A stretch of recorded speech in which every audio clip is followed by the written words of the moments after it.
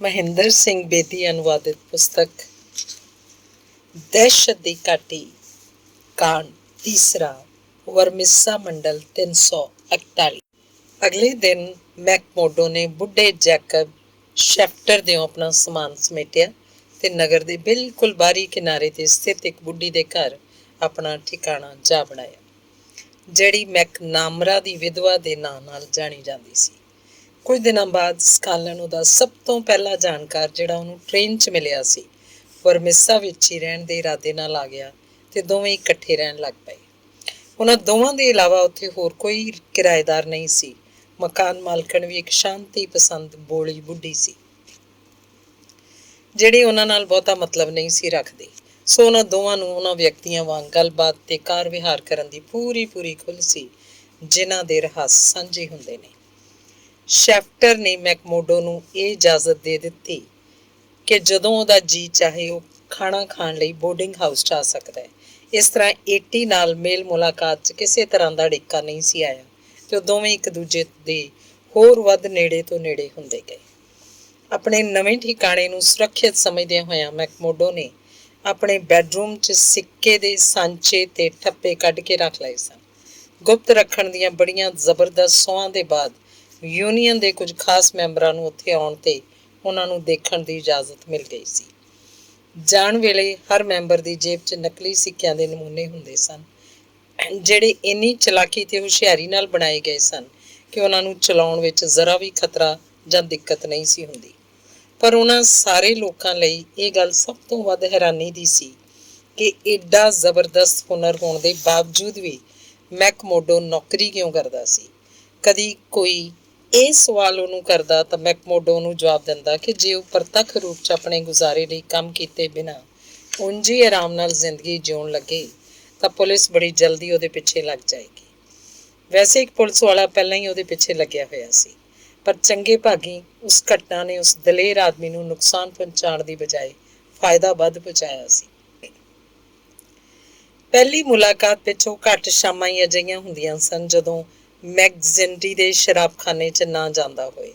ਉੱਥੇ ਜਾਣ ਦਾ ਉਹਦਾ ਮੁੱਖ ਉਦੇਸ਼ ਉਹਨਾਂ ਛੈਲਿਆਂ ਤੇ ਬਾਂਕਿਆਂ ਦੇ ਨਾਲ ਮੇਲ ਜੋਲ ਵਧਾਉਣਾ ਸੀ, ਜਿਹੜੇ ਅਕਸਰ ਉੱਥੇ ਭੀੜ ਲਾਈ ਰੱਖਦੇ ਸਨ। ਉਹਦੇ ਦਲੇਰ ਤੌਰ ਤਰੀਕੇ ਤੇ ਨਿਡਰ ਗੱਲਬਾਤ ਨੇ ਉਹਨੂੰ ਬੜੀ ਜਲਦੀ ਉੱਥੇ ਸਭ ਦਾ ਚਹੇਤਾ ਬਣਾ ਦਿੱਤਾ ਸੀ। ਇਹਦੇ ਇਲਾਵਾ ਜਿਸ ਚਤਰਾਈ ਤੇ ਹੁਸ਼ਿਆਰੀ ਨਾਲ ਉਹ ਸ਼ਰਾਬਖਾਨੇ 'ਚ ਹੋਣ ਵਾਲੇ ਛੋਟੇ-ਮੋਟੇ ਝਗੜਿਆਂ ਨੂੰ ਨਿਪਟਾ ਦਿੰਦਾ ਸੀ, ਉਹਨੇ ਉਹਨੂੰ ਉੱਥੇ ਆਉਣ ਵਾਲੇ ਹੋਰ ਉੱਜੜ ਕਿਸਮ ਦੇ ਲੋਕਾਂ ਦੀਆਂ ਨਜ਼ਰਾਂ 'ਚ ਸਤਿਕਾਰਿਤ ਬਣਾ ਦਿੱਤਾ ਸੀ। ਪਰ ਇੱਕ ਹੋਰ ਘਟਨਾ ਨੇ ਉਹਨੂੰ ਉਹਨਾਂ ਲੋਕਾਂ ਦੀਆਂ ਨਜ਼ਰਾਂ 'ਚ ਹੋਰ ਵੀ ਉੱਚਾ ਚੁੱਕ ਦਿੱਤਾ। ਹੋਇਆ ਇਹ ਕਿ ਇੱਕ ਰਾਤ ਸ਼ਰਾਬਖਾਨੇ 'ਚ ਖੂਬ ਭੀੜ ਸੀ ਕਿ ਉਦੋਂ ਹੀ ਦਰਵਾਜ਼ਾ ਖੋਲ੍ਹਿਆ ਤੇ ਖਦਾਨ ਪੁਲਿਸ ਦੀ ਨੀਲੀ ਵਰਦੀ ਤੇ ਚੁੰਝਦਾਰ ਟੋਪੀ ਨਾਲ ਸੁਸੱਜਿਤ ਇੱਕ ਆਦਮੀ ਅੰਦਰ ਦਾਖਲ ਹੋਇਆ। ਇਹ ਇੱਕ ਵਿਸ਼ੇਸ਼ ਵਿਭਾਗ ਸੀ ਜਿਸ ਨੂੰ ਰੇਲਵੇ ਦੇ ਸਥਾਨਕ ਖਦਾਨ ਮਾਲਕਾਂ ਨੇ ਮਿਲ ਕੇ ਸਧਾਰਨ ਸਥਾਨਕ ਪੁਲਿਸ ਨੂੰ ਸਹਿਯੋਗ ਦੇਣ ਲਈ ਸਥਾਪਿਤ ਕੀਤਾ ਸੀ, ਜੋ ਕਿ ਉਸ ਇਲਾਕੇ ਦੀ ਸੰਗਠਿਤ ਗੁੰਡਾਗਰਦੀ ਦਾ ਮੁਕਾਬਲਾ ਕਰਨ ਲਈ ਪੂਰੀ ਤਰ੍ਹਾਂ ਡਟੀ ਹੋਈ ਸੀ, ਜਿਹਨੇ ਉੱਥੇ ਜ਼ਬਰਦਸਤ ਦਹਿਸ਼ਤ ਫੈਲਾਈ ਹੋਈ ਸੀ। ਉਹਨੂੰ ਦੇਖਦੇ ਹੀ ਉੱਥੇ ਸਨਾਟਾ ਛਾ ਗਿਆ ਤੇ ਕਈਆਂ ਨੇ ਉਤਸੁਕਤਾ ਭਰੀਆਂ ਚੋਰ ਨਜ਼ਰਾਂ ਨਾਲ ਉਸ ਵੱਲ ਦੇਖਿਆ। ਪਰ ਅਮਰੀਕਾ ਦੇ ਕਈ ਹਿੱਸਿਆਂ 'ਚ ਪੁਲਿਸ ਵਾਲਿਆਂ ਤੇ ਅਪਰਾਧੀਆਂ ਵਿਚਕਾਰ ਕੁਝ ਖਾਸ ਰਿਸ਼ਤੇ ਵੀ ਨੇ। ਸੋ ਮੈਕਜ਼ਿੰਟੀ ਨੇ, ਜਿਹੜਾ ਕਿ ਉਸ ਵੇਲੇ ਕਾਊਂਟਰ ਪਿੱਛੇ ਖੜਾ ਸੀ, ਪੁਲਿਸ ਵਾਲੇ ਦੇ ਅੰਦਰ ਆ ਕੇ ਆਪਣੇ ਗਾਹਕਾਂ 'ਚ ਸ਼ਾਮਲ ਹੋਣ ਤੇ ਕਿਸੇ ਕਿਸਮ ਦੀ ਕੋਈ ਹੈਰਾਨੀ ਪ੍ਰਗਟ ਨਹੀਂ ਕੀਤੀ। ਇੱਕ ਨੀਟ ਵਿਸਕੀ ਦੇਣਾ? ਅੱਜ ਕੱਲ੍ਹ ਤਾਂ ਬੜੀ ਜ਼ਬਰਦਸਤ ਠੰਡ ਪੈ ਰਹੀ ਹੈ। ਪੁਲਿਸ ਵਾਲੇ ਨੇ ਉਸ ਕੋਲ ਪਹੁੰਚ ਕੇ ਕਿਹਾ, ਵੈਸੇ ਮੈਂ ਸਮਝਦਾ ਕਿ ਅਸੀਂ ਪਹਿਲਾਂ ਤਾਂ ਕਦੇ ਨਹੀਂ ਮਿਲੇ ਕਾਉਂਸਲਰ। ਲੱਗਦਾ ਏ ਤੁਸੀਂ ਸ਼ਾਇਦ ਉਹ ਨਵੇਂ ਕੈਪਟਨ ਹੋ। ਜੀ ਹਾਂ, ਮੈਨੂੰ ਉਮੀਦ ਹੈ ਕਾਉਂਸਲਰ ਕਿ ਤੁਸੀਂ ਤੇ ਇਸ ਇਲਾਕੇ ਦੇ ਹੋਰ ਪ੍ਰਮੁੱਖ ਨਾਗਰਿਕ ਇਸ ਸ਼ਹਿਰ 'ਚ ਕਾਨੂੰਨ ਪ੍ਰਬੰਧ ਬਣਾਈ ਰੱਖਣ 'ਚ ਸਾਨੂੰ ਪੂਰਾ ਸਹਿਯੋਗ ਦਿਓਗੇ। ਵੈਸੇ ਮੇਰਾ ਨਾਂ ਕੈਪਟਨ ਮਾਰਵਿਨ ਹੈ। ਸਾਡਾ ਕੰਮ ਤੁਹਾਡੇ ਲੋਕਾਂ ਦੇ ਬਿਨਾਂ ਜ਼ਿਆਦਾ ਬਿਹਤਰ ਢੰਗ ਨਾਲ ਚੱਲ ਰਿਹਾ ਹੈ ਕੈਪਟਨ ਮਾਰਵਿਨ, ਮੈਕਜ਼ਿੰਟੀ ਨੇ ਬੜੀ ਠੰਡੀ ਸੁਰ 'ਚ ਜਵਾਬ ਦਿੱਤਾ, ਕਿਉਂਕਿ ਸਾਡੇ ਕੋਲ ਇਸ ਨਗਰ ਦੀ ਪੁਲਿਸ ਹੈ, ਇਸ ਲਈ ਕਿਸੇ ਇੰਪੋਰਟਡ ਮਾਲ ਦੀ ਕੋਈ ਜ਼ਰੂਰਤ ਨਹੀਂ ਹੈ। ਵੈਸੇ ਵੀ ਤੁਸੀਂ ਪੂੰਜੀਪਤੀਆਂ ਦੇ ਕਿਰਾਏ ਦੇ ਟੱਟੂ ਹੋਣ ਦੇ ਇਲਾਵਾ ਹੋਰ ਵੀ ਕੀ, ਤੁਹਾਡਾ ਕੰਮ ਹੀ ਹੈ ਗਰੀਬ ਜਨਤਾ ਨੂੰ ਬੇਰਹਿਮੀ ਨਾਲ ਡੰਡਿਆਂ ਨਾਲ ਕੁੱਟਣਾ ਤੇ ਗੋਲੀ ਨਾਲ ਉਡਾ ਦੇਣਾ। ਛੱਡੋ, ਮੈਂ ਇਸ ਬਾਰੇ ਤੁਹਾਡੇ ਨਾਲ ਬਹਿਸ ਨਹੀਂ ਕਰਾਂਗਾ। ਪੁਲਿਸ ਵਾਲੇ ਨੇ ਖੁਸ਼ ਮਿਜਾਜ਼ੀ ਨਾਲ ਕਿਹਾ। ਅਸੀਂ ਸਾਰੇ ਆਪੋ ਆਪਣੇ ਨਜ਼ਰੀਏ ਮੁਤਾਬਕ ਆਪਣੇ ਫਰਜ਼ ਨੂੰ ਸਹੀ ਢੰਗ ਨਾਲ ਨਿਭਾ ਰਹੇ ਹਾਂ। ਇਹ ਦੂਜੀ ਗੱਲ ਹੈ ਕਿ ਸਾਡੇ ਨਜ਼ਰੀਏ ਵੱਖਰੇ ਵੱਖਰੇ ਹੋਣ। ਉਹਨੇ ਆਪਣਾ ਗਲਾਸ ਖਾਲੀ ਕੀਤਾ ਤੇ ਜਾਣ ਲਈ ਮੁੜਿਆ ਕਿ ਉਦੋਂ ਹੀ ਉਹਦੀ ਨਜ਼ਰ ਮੈਕਮੋਡੋ ਤੇ ਪੈ ਗਈ, ਜਿਹੜਾ ਉਹਦੇ ਕੋਲ ਖੜਾ ਉਹਨੂੰ ਕੌੜੀਆਂ ਨਜ਼ਰਾਂ ਨਾਲ ਦੇਖ ਰਿਹਾ ਸੀ। ਬਈ ਵਾਹ! ਪੁਲਿਸ ਵਾਲੇ ਨੇ ਉਹਨੂੰ ਸਿਰ ਤੋਂ ਪੈਰਾਂ ਤੱਕ ਦੇਖਦਿਆਂ ਹੋਇਆਂ ਕਿਹਾ। ਇਹ ਤਾਂ ਆਪਣਾ ਪੁਰਾਣਾ ਜਾਣਕਾਰ ਮੌਜੂਦ ਹੈ ਇੱਥੇ। ਮੈਕਮੋਡੋ ਫੌਰਨ ਪਿੱਛੇ ਵੱਲ ਉਸ ਤੋਂ ਦੂਰ ਹਟਦਾ ਹੋਇਆ ਬੋਲਿਆ, ਮੈਂ ਤੁਹਾਨੂੰ ਨਹੀਂ ਜਾਣਦਾ, ਨਾ ਮੇਰੀ ਤੁਹਾਡੇ ਨਾਲ ਜਾਂ ਕਿਸੇ ਵੀ ਕਮੀਨੇ ਪੁਲਿਸ ਵਾਲੇ ਨਾਲ ਦੋਸਤੀ ਰਹੀ ਹੈ। ਜ਼ਰੂਰੀ ਤਾਂ ਨਹੀਂ ਕਿ ਜਾਣਕਾਰ ਦੋਸਤ ਵੀ ਹੋਵੇ। ਪੁਲਿਸ ਕੈਪਟਨ ਮੁਸਕਰਾਉਂਦਾ ਹੋਇਆ ਬੋਲਿਆ, ਮੈਂ ਪਛਾਣ ਗਿਆ ਤੈਨੂੰ, ਤੂੰ ਜੈਕ ਮੈਕਮੋਡੋ ਹੈ ਤੇ ਤੂੰ ਇਸ ਤੋਂ ਇਨਕਾਰ ਨਹੀਂ ਕਰ ਸਕਦਾ। ਮੈਂ ਕਿਉਂ ਇਨਕਾਰ ਕਰਾਂਗਾ? ਮੈਕਮੋਡੋ ਨੇ ਲਾਪਰਵਾਹੀ ਨਾਲ ਆਪਣੇ ਮੋਢੇ ਛੰਡਦਿਆਂ ਕਿਹਾ, ਤੂੰ ਕੀ ਸਮਝਦਾ ਕਿ ਮੈਂ ਆਪਣੇ ਨਾਂ ਤੇ ਸ਼ਰਮਿੰਦਾ ਹਾਂ? ਨਹੀਂ, ਐ ਤਾਂ ਹੋਣਾ ਚਾਹੀਦਾ ਹੈ ਤੈਨੂੰ। ਆਖਰ ਤੂੰ ਕਹਿਣਾ ਕੀ ਚਾਹੁੰਦਾ ਹੈ? ਉਹ ਆਪਣੀਆਂ ਮੁੱਠੀਆਂ ਕੱਸਦਾ ਹੋਇਆ ਘੁਰਕਿਆ। ਨਹੀਂ ਪਿਆਰੇ, ਮੈਂ ਤੇਰੀ ਇਸ ਘੁਰਕੀ ਤੋਂ ਘਬਰਾਉਣ ਵਾਲਾ ਨਹੀਂ ਹਾਂ, ਪੁਲਿਸ ਵਾਲਾ ਬੋਲਿਆ। ਮੈਂ ਇਸ ਕੰਬਖਤ ਕੋਲੇ ਦੀਆਂ ਖਾਣਾਂ ਵਾਲੇ ਇਲਾਕੇ 'ਚ ਆਉਣ ਤੋਂ ਪਹਿਲਾਂ ਸ਼ਿਕਾਗੋ ਪੁਲਿਸ ਵਿੱਚ ਸੀ, ਇਸ ਲਈ ਜਦੋਂ ਵੀ ਮੈਨੂੰ ਕੋਈ ਸ਼ਿਕਾਗੋ ਦਾ ਗੁੰਡਾ ਕਿਤੇ ਨਜ਼ਰ ਆਉਂਦਾ ਹੈ ਤਾਂ ਮੈਂ ਉਹਨੂੰ ਫੌਰਨ ਪਛਾਣ ਲੈਂਦਾ। ਮੈਕਮੋਡੋ ਦਾ ਚਿਹਰਾ ਕੁਝ ਲਿੱਸਾ ਜਿਹਾ ਪੈ ਗਿਆ ਤੂੰ ਗੈਰ ਯਕੀਨੀ ਜਿਹੀ ਸੁਰ 'ਚ ਬੋਲਿਆ, ਕਿਤੇ ਤੂੰ ਸ਼ਿਕਾਗੋ ਸੈਂਟਰਨ ਵਾਲਾ ਮਾਰਵਿਨ ਤਾਂ ਨਹੀਂ? ਸਹੀ ਪਛਾਣਿਆ, ਤੇਰੀ ਸੇਵਾ ਲਈ ਬਿਲਕੁਲ ਟੈਡੀ ਮਾਰਵਿਨ ਹੀ ਹਾਜ਼ਰ ਹੈ ਇੱਥੇ, ਪੁਲਿਸ ਕੈਪਟਨ ਨੇ ਅਜੀਬ ਜਿਹੇ ਵਿਅੰਗ ਭਰੇ ਸੁਰ 'ਚ ਕਿਹਾ। ਉਸ ਜੋਨਾਸ ਪਿੰਟੋ ਨੂੰ ਗੋਲੀ ਨਾਲ ਉਡਾ ਦੇਣ ਵਾਲੀ ਗੱਲ ਅਸੀਂ ਅਜੇ ਤੱਕ ਨਹੀਂ ਭੁੱਲੇ ਹਾਂ। ਮੈਂ ਉਹਨੂੰ ਨਹੀਂ ਮਾਰਿਆ। ਅੱਛਾ, ਤੂੰ ਉਹਨੂੰ ਨਹੀਂ ਮਾਰਿਆ? ਬਈ ਵਾਹ! ਇਹ ਤਾਂ ਤੇਰੀ ਆਪਣੇ ਬਾਰੇ 'ਚ ਬੜੀ ਵਧੀਆ ਵਿਰੋਧੀ ਗਵਾਹੀ ਹੈ ਨਾ? ਸ਼ੁਕਰ ਕਰ ਬੇਟਾ ਉਹ ਮਰ ਗਿਆ, ਨਹੀਂ ਤਾਂ ਤੂੰ ਜਾਲੀ ਸਿੱਕਿਆਂ ਦੇ ਚੱਕਰ 'ਚ ਤਾਂ ਯਕੀਨਨ ਘੇਰ ਲਿਆ ਜਾਂਦਾ। ਖੈਰ ਹੁਣ ਅਸੀਂ ਇੱਥੇ ਨਵੇਂ ਸਿਰੇ ਤੋਂ ਮਿਲੇ ਹਾਂ ਤਾਂ ਤੇਰਾ ਪੁਰਾਣਾ ਦੋਸਤ ਜਾਂ ਜਾਣਕਾਰ ਜਾਂ ਜੋ ਵੀ ਤੂੰ ਸਮਝੇ ਹੋਣ ਦੇ ਨਾਤੇ ਮੈਂ ਆਪਣੇ ਫਰਜ਼ ਦੀ ਹੱਦ ਤੋਂ ਥੋੜ੍ਹਾ ਲੰਘ ਕੇ ਤੈਨੂੰ ਇਹ ਖਬਰ ਦੇ ਦੇਣਾ ਚਾਹੁੰਦਾ ਕਿ ਸਬੂਤਾਂ ਦੀ ਘਾਟ ਕਰਕੇ ਫਿਲਹਾਲ ਤੇਰੇ ਖਿਲਾਫ ਪੱਕਾ ਕੋਈ ਕੇਸ ਨਹੀਂ ਹੈ। ਇਸ ਲਈ ਤੂੰ ਜੇ ਚਾਹੇ ਤਾਂ ਹੁਣ ਬਿਨਾਂ ਕਿਸੇ ਡਰ ਦੇ ਕੱਲ੍ਹ ਸ਼ਿਕਾਗੋ ਵਾਪਸ ਜਾ ਸਕਦਾ ਹੈ। ਮੈਂ ਹੁਣ ਜਿੱਥੇ ਹਾਂ ਉੱਥੇ ਠੀਕ ਹਾਂ। ਮੈਂ ਤੈਨੂੰ ਇੰਨੀ ਵਧੀਆ ਖਬਰ ਸੁਣਾਈ ਹੈ ਤੇ ਤੂੰ ਅਜਿਹਾ ਨਾ ਸ਼ੁਕਰਾ ਕੁੱਤਾ ਹੈ ਕਿ ਇਸ ਲਈ ਇੱਕ ਛੋਟਾ ਜਿਹਾ ਥੈਂਕ ਯੂ ਵੀ ਨਹੀਂ ਦੇ ਸਕਦਾ। ਵਾਕਈ ਤੂੰ ਇਹ ਖਬਰ ਦੇ ਕੇ ਮੇਰੇ ਸਿਰ ਤੋਂ ਇੱਕ ਬੜਾ ਵੱਡਾ ਬੋਝ ਲਾ ਦਿੱਤਾ ਹੈ, ਇਸ ਲਈ ਮੈਂ ਤਹਿ ਦਿਲ ਨਾਲ ਤੈਨੂੰ ਇੱਕ ਵੱਡਾ ਸਾਰਾ ਥੈਂਕਸ ਦਿੰਦਾ। ਪਰ ਇਸ ਗੱਲ ਦਾ ਖਿਆਲ ਰੱਖੀ ਕਿ ਮੈਂ ਉਦੋਂ ਤੱਕ ਹੀ ਚੁੱਪ ਰਹਾਂਗਾ ਜਦੋਂ ਤੱਕ ਤੂੰ ਸਿੱਧਾ ਚੱਲਦਾ ਰਹੇਂਗਾ। ਕੈਪਟਨ ਮਾਰਵਿਨ ਨੇ ਚੇਤਾਵਨੀ ਦਿੱਤੀ। ਜੇ ਇਸ ਪਿੱਛੋਂ ਵੀ ਤੂੰ ਆਪਣੇ ਪੁਰਾਣੇ ਤੌਰ ਤਰੀਕੇ ਚਾਲੂ ਰੱਖੇ ਤਾਂ ਫਿਰ ਕਹਾਣੀ ਕੁਝ ਹੋਰ ਹੀ ਹੋਏਗੀ। ਅੱਛਾ ਤਾਂ ਹੁਣ ਮੈਂ ਚੱਲਦਾ। Okay counsellor, good night. ਇਸ ਤੋਂ ਬਾਅਦ ਉਹ ਸ਼ਰਾਬਖਾਨੇ 'ਚੋਂ ਬਾਹਰ ਨਿਕਲ ਗਿਆ, ਪਰ ਜਾਣ ਤੋਂ ਪਹਿਲਾਂ ਉੱਥੇ ਇੱਕ ਲੋਕਲ ਹੀਰੋ ਪੈਦਾ ਕਰ ਗਿਆ। ਦੂਰ ਸ਼ਿਕਾਗੋ ਵਿੱਚ ਕੀਤੇ ਗਏ ਮੈਕਮੋਡੋ ਦੇ ਕਾਰਨਾਮਿਆਂ ਦੀ ਚਰਚਾ ਦੱਬਵੀਂ ਸੁਰ 'ਚ ਪਹਿਲਾਂ ਵੀ ਹੁੰਦੀ ਸੀ। ਕਦੇ ਕੋਈ ਇਸ ਬਾਰੇ ਜੇ ਉਸ ਨਾਲ ਗੱਲ ਕਰਦਾ ਸੀ ਤਾਂ ਉਹ ਇਸ ਢੰਗ ਨਾਲ ਮੁਸਕਰਾਉਂਦਾ ਹੋਇਆ ਟਾਲ ਜਾਂਦਾ ਸੀ ਜਿਵੇਂ ਉਹ ਨਹੀਂ ਚਾਹੁੰਦਾ ਸੀ ਕਿ ਉਸ ਉੱਤੇ ਕਿਸੇ ਤਰ੍ਹਾਂ ਦਾ ਮਾਣ ਜਾਂ ਵੱਡਪਣ ਥੋਪੀ ਜਾਏ। ਪਰ ਹੁਣ ਤਾਂ ਇਹ ਗੱਲ ਸਰਕਾਰੀ ਤੌਰ 'ਤੇ ਸਿੱਧ ਹੋ ਚੁੱਕੀ ਸੀ ਕਿ ਉਹ ਸ਼ਿਕਾਗੋ ਦਾ ਮੰਨਿਆ ਹੋਇਆ ਗੁੰਡਾ ਹੈ, ਜਿਹੜਾ ਉੱਥੇ ਕਿਸੇ ਦਾ ਕਤਲ ਕਰਕੇ ਆਇਆ। ਸੋ ਸ਼ਰਾਬਖਾਨੇ 'ਚ ਮੌਜੂਦ ਸ਼ੋਧਿਆਂ ਤੇ ਗੁੰਡਿਆਂ ਨੇ ਉਹਨੂੰ ਘੇਰ ਲਿਆ ਤੇ ਉਸ ਨਾਲ ਹੱਥ ਮਿਲਾਉਣ ਦੀ ਹੋੜ ਲੱਗ ਗਈ। ਉਹਨਾਂ ਲੋਕਾਂ ਦੀਆਂ ਨਜ਼ਰਾਂ 'ਚ ਯਕਦਮ ਬੜਾ ਉੱਚਾ ਉੱਠ ਗਿਆ ਸੀ। ਉਸ ਤੋਂ ਪਹਿਲਾਂ ਉਹ ਬੇਤਹਾਸ਼ਾ ਸ਼ਰਾਬ ਪੀਣ ਦੇ ਬਾਵਜੂਦ ਵੀ ਕਦੇ ਨਸ਼ੇ 'ਚ ਝੂਮਦਾ ਦਿਖਾਈ ਨਹੀਂ ਸੀ ਦਿੱਤਾ। ਪਰ ਉਸ ਰਾਤ ਜੇ ਉਹਦਾ ਸਾਥੀ ਸਕਾਨਲਾਨ ਉਹਨੂੰ ਘਰ ਲੈ ਜਾਣ ਲਈ ਉੱਥੇ ਮੌਜੂਦ ਨਾ ਹੁੰਦਾ ਤਾਂ ਉਹਨਾਂ ਲੋਕਾਂ ਨੇ ਚਹੇਤੇ ਹੀਰੋ ਨੇ ਉਹ ਰਾਤ ਲਾਜ਼ਮੀ ਬਾਰ ਵਿੱਚ ਹੀ ਕਿਤੇ ਪਏ ਰਹਿ ਕੇ ਬਿਤਾਈ ਹੁੰਦੀ। ਇੱਕ ਸਨਿਚਰ ਦੀ ਰਾਤ ਉਹਨੂੰ ਸਭਾ ਭਵਨ ਦੀ ਕਮੇਟੀ ਦੇ ਸਾਹਮਣੇ ਪੇਸ਼ ਕੀਤਾ ਗਿਆ।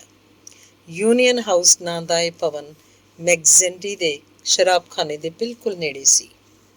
ਮੈਕਮੋਡੋ ਨੂੰ ਉਮੀਦ ਸੀ ਕਿ ਸ਼ਿਕਾਗੋ ਦੀ ਸ਼ਾਖਾ ਦਾ ਮੈਂਬਰ ਹੋਣ ਕਰਕੇ ਉਸ ਤੋਂ ਕੁਝ ਵੱਧ ਪੁੱਛ-ਗਿੱਛ ਨਹੀਂ ਕੀਤੀ ਜਾਏਗੀ। ਪਰ ਵਰਮਿਸਾ ਵਾਲਿਆਂ ਨੇ ਆਪਣੇ ਤੌਰ ਤਰੀਕੇ ਦੇ ਕੁਝ ਨਿਯਮ ਸਨ ਜਿਨ੍ਹਾਂ ਉੱਤੇ ਉਹਨਾਂ ਨੂੰ ਬੇਹੱਦ ਮਾਣ ਸੀ ਤੇ ਜਿਨ੍ਹਾਂ ਦਾ ਪਾਲਣ ਕਰਨਾ ਹਰੇਕ ਮੈਂਬਰ ਲਈ ਬੇਹੱਦ ਜ਼ਰੂਰੀ ਸੀ। ਕਮੇਟੀ ਦੀ ਸਭਾ ਯੂਨੀਅਨ ਹਾਊਸ ਦੇ ਇੱਕ ਵੱਡੇ ਸਾਰੇ ਕਮਰੇ 'ਚ ਕੀਤੀ ਗਈ ਸੀ, ਜਿਹੜਾ ਇਸੇ ਕੰਮ ਲਈ ਵਰਤਿਆ ਜਾਂਦਾ ਸੀ। ਵਰਮਿਸਾ ਸ਼ਾਖ ਦੇ ਲਗਭਗ 60 ਮੈਂਬਰ ਉੱਥੇ ਹਾਜ਼ਰ ਸਨ। ਪਰ ਇਹਦਾ ਇਹ ਮਤਲਬ ਨਹੀਂ ਸੀ ਕਿ ਉਹ ਲੋਕ ਇਸ ਇਲਾਕੇ ਦੀ ਸੰਗਠਿਤ ਸ਼ਕਤੀ ਦੀ ਪੂਰੀ ਅਗਵਾਈ ਕਰਦੇ ਸਨ, ਕਿਉਂਕਿ ਅਜੇ ਉਸ ਘਾਟੀ 'ਚ ਛੋਟੀਆਂ ਵੱਡੀਆਂ ਹੋਰ ਵੀ ਬਹੁਤ ਸਾਰੀਆਂ ਸ਼ਾਖਾਵਾਂ ਸਨ ਜਿਹੜੀਆਂ ਆਸ-ਪਾਸ ਦੇ ਇਲਾਕੇ ਤੇ ਪਹਾੜਾਂ 'ਚ ਫੈਲੀਆਂ ਹੋਈਆਂ ਸਨ। ਜੇ ਕਦੇ ਕੋਈ ਬੜਾ ਹੀ ਗੰਭੀਰ ਮਾਮਲਾ ਉੱਠ ਖੜਾ ਹੁੰਦਾ ਤਾਂ ਇਹ ਲੋਕ ਆਪਸ ਵਿੱਚ ਇੱਕ ਦੂਜੇ ਦੇ ਮੈਂਬਰਾਂ ਦੀ ਅਦਲਾ ਬਦਲੀ ਵੀ ਕਰ ਲੈਂਦੇ ਸਨ, ਤਾਂ ਕਿ ਕਿਤੇ ਜੇ ਅਪਰਾਧ ਕਰਨਾ ਹੋਏ ਤਾਂ ਉਹਨਾਂ ਲੋਕਾਂ ਤੋਂ ਕਰਵਾਇਆ ਜਾਏ ਜਿਹੜੇ ਇਸ ਇਲਾਕੇ 'ਚ ਅਜਨਬੀ ਤੇ ਅਣਪਛਾਤੇ ਹੋਣ। ਉਹ ਲੋਕ ਕੋਇਲੇ ਦੀਆਂ ਖਾਨਾਂ ਵਾਲੇ ਇਸ ਇਲਾਕੇ 'ਚ ਕੁੱਲ ਮਿਲਾ ਕੇ ਲਗਭਗ 500 ਦੇ ਕਰੀਬ ਤਾਂ ਹੋਣਗੇ। ਉਸ ਵੱਡੇ ਸਾਰੇ ਅਸੈਂਬਲੀ ਹਾਲ 'ਚ ਉਹ ਲੋਕ ਇੱਕ ਬੜੀ ਲੰਮੀ ਚੌੜੀ ਮੇਜ਼ ਦੇ ਗਿਰਦ ਬੈਠੇ ਸਨ। ਇੱਕ ਹੋਰ ਮੇਜ਼ ਉੱਤੇ ਕੁਝ ਬੋਤਲਾਂ ਤੇ ਗਲਾਸ ਵਗੈਰਾ ਰੱਖੇ ਹੋਏ ਸਨ, ਜਿਸ ਵੱਲ ਉਸ ਸਭਾ ਵਿੱਚ ਸ਼ਾਮਲ ਮੈਂਬਰ ਬਾਰ-ਬਾਰ ਨਜ਼ਰਾਂ ਘੁਮਾ ਰਹੇ ਸਨ।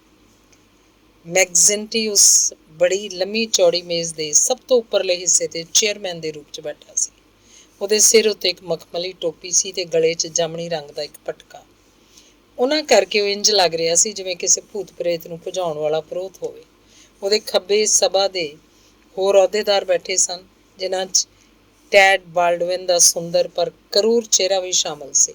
ਉਹਨਾਂ ਵਿੱਚੋਂ ਹਰੇਕ ਨੇ ਆਪਣੇ ਅਹੁਦੇ ਮੁਤਾਬਕ ਕੋਈ ਨਾ ਕੋਈ ਪਟਕਾ ਜਾਂ ਤਮਗਾ ਆਪਣੇ ਗਲ 'ਚ ਪਾਇਆ ਹੋਇਆ ਸੀ। ਉਹਨਾਂ ਵਿੱਚ ਕਈ ਤਾਂ ਵੱਡੀ ਉਮਰ ਦੇ ਤਜਰਬੇਕਾਰ ਲੋਕ ਸਨ, ਪਰ ਬਾਕੀ ਸਭ 18 ਤੋਂ 25 ਸਾਲ ਦੇ ਵਿਚਕਾਰਲੇ ਨੌਜਵਾਨ ਸਨ, ਜਿਹੜੇ ਆਪਣੇ ਨਾਲੋਂ ਵੱਡੇ ਮੈਂਬਰਾਂ ਦੇ ਹੁਕਮ ਅੰਜਾਮ ਦਿੰਦੇ ਸਨ। ਬਜ਼ੁਰਗਾਂ ਵਿੱਚੋਂ ਵੀ ਕਈ ਅਜਿਹੇ ਸਨ ਜਿਨ੍ਹਾਂ ਦੇ ਚਿਹਰੇ ਮੋਹਰੇ ਦੀ ਬਣਤਰ ਉਹਨਾਂ ਦੀ ਅੰਦਰੂਨੀ ਪਿਸ਼ਾਚਕ ਤੇ ਸਮਾਜ ਵਿਰੋਧੀ ਪ੍ਰਵਿਰਤੀ ਨੂੰ ਉਘਾੜ ਰਹੀ ਸੀ। ਸਭ ਤੋਂ ਵੱਧ ਹੈਰਾਨੀ ਤਾਂ ਉਸ ਇਕੱਠ 'ਚ ਸ਼ਾਮਲ ਉਹਨਾਂ ਉਤਸੁਕ ਤੇ ਜਵਾਨ ਚਿਹਰਿਆਂ ਨੂੰ ਵੇਖ ਕੇ ਹੁੰਦੀ ਸੀ, ਜਿਹੜੇ ਅਸਲ 'ਚ ਹਥਿਆਰਿਆਂ ਦਾ ਇੱਕ ਖਤਰਨਾਕ ਟੋਲਾ ਸਨ। ਉਹ ਸਾਰੇ ਅਜਿਹੇ ਲੋਕ ਸਨ ਜਿਨ੍ਹਾਂ ਵਿੱਚ ਕਿਸੇ ਕਿਸਮ ਦੀ ਨੈਤਿਕਤਾ ਦਾ ਕੋਈ ਅੰਸ਼ ਬਾਕੀ ਨਹੀਂ ਸੀ ਬਚਿਆ।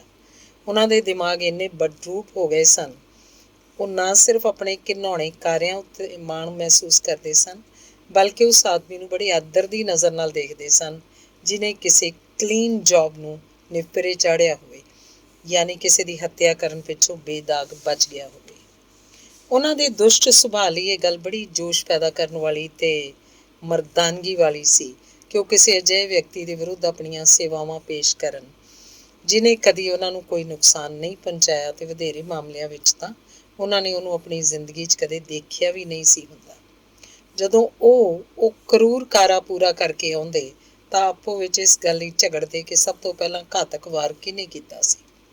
ਨਾਲ ਹੀ ਉਹ ਆਪਣੀ ਜੁੰਡਲੀ ਵਿਚਕਾਰ ਖਲੋ ਕੇ ਮਰਨ ਵਾਲੇ ਦੀਆਂ ਪੀੜ ਭਰੀਆਂ ਚੀਕਾਂ ਤੇ ਤੜਫਣ ਦੀਆਂ ਨਕਲਾਂ ਲਾ ਕੇ ਆਪਸ ਵਿੱਚ ਇੱਕ ਦੂਜੇ ਦਾ ਮਨੋਰੰਜਨ ਕਰਦੇ।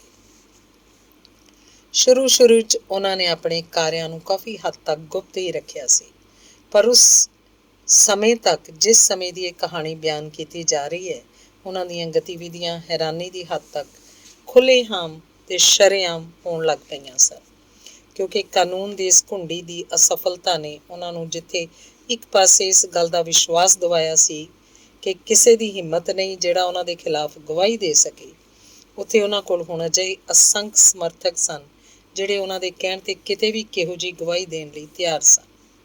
ਇਹਦੇ ਇਲਾਵਾ ਉਹਨਾਂ ਲੋਕਾਂ ਕੋਲ ਧਨ ਦੀ ਵੀ ਕੋਈ ਕਮੀ ਨਹੀਂ ਸੀ, ਜਿਹਦੀ ਮਦਦ ਨਾਲ ਦੇਸ਼ ਵਿਦੇਸ਼ ਦੇ ਵੱਡੇ ਤੋਂ ਵੱਡੇ ਵਕੀਲ ਨੂੰ ਮੁਕੱਦਮਾ ਲੜਨ ਲਈ ਖੜਾ ਕਰ ਸਕਦੇ ਸਨ। ਇਹੀ ਕਾਰਨ ਸੀ ਕਿ 10 ਸਾਲ ਦੇ ਆਤੰਕੀ ਲੰਮੇ ਸਮੇਂ ਵਿੱਚ ਉਹਨਾਂ ਦੇ ਕਿਸੇ ਵੀ ਆਦਮੀ ਨੂੰ ਸਜ਼ਾ ਨਹੀਂ ਸੀ ਹੋਈ। ਇਸ ਕਰਕੇ ਉਸ ਖੂਨੀ ਗਿਰੋਹ ਦੇ ਹੌਸਲੇ ਦਿਨ ਬ ਦਿਨ ਹੋਰ ਵੀ ਵਧੇਰੇ ਬੁਲੰਦ ਹੁੰਦੇ ਜਾ ਰਹੇ ਸਨ।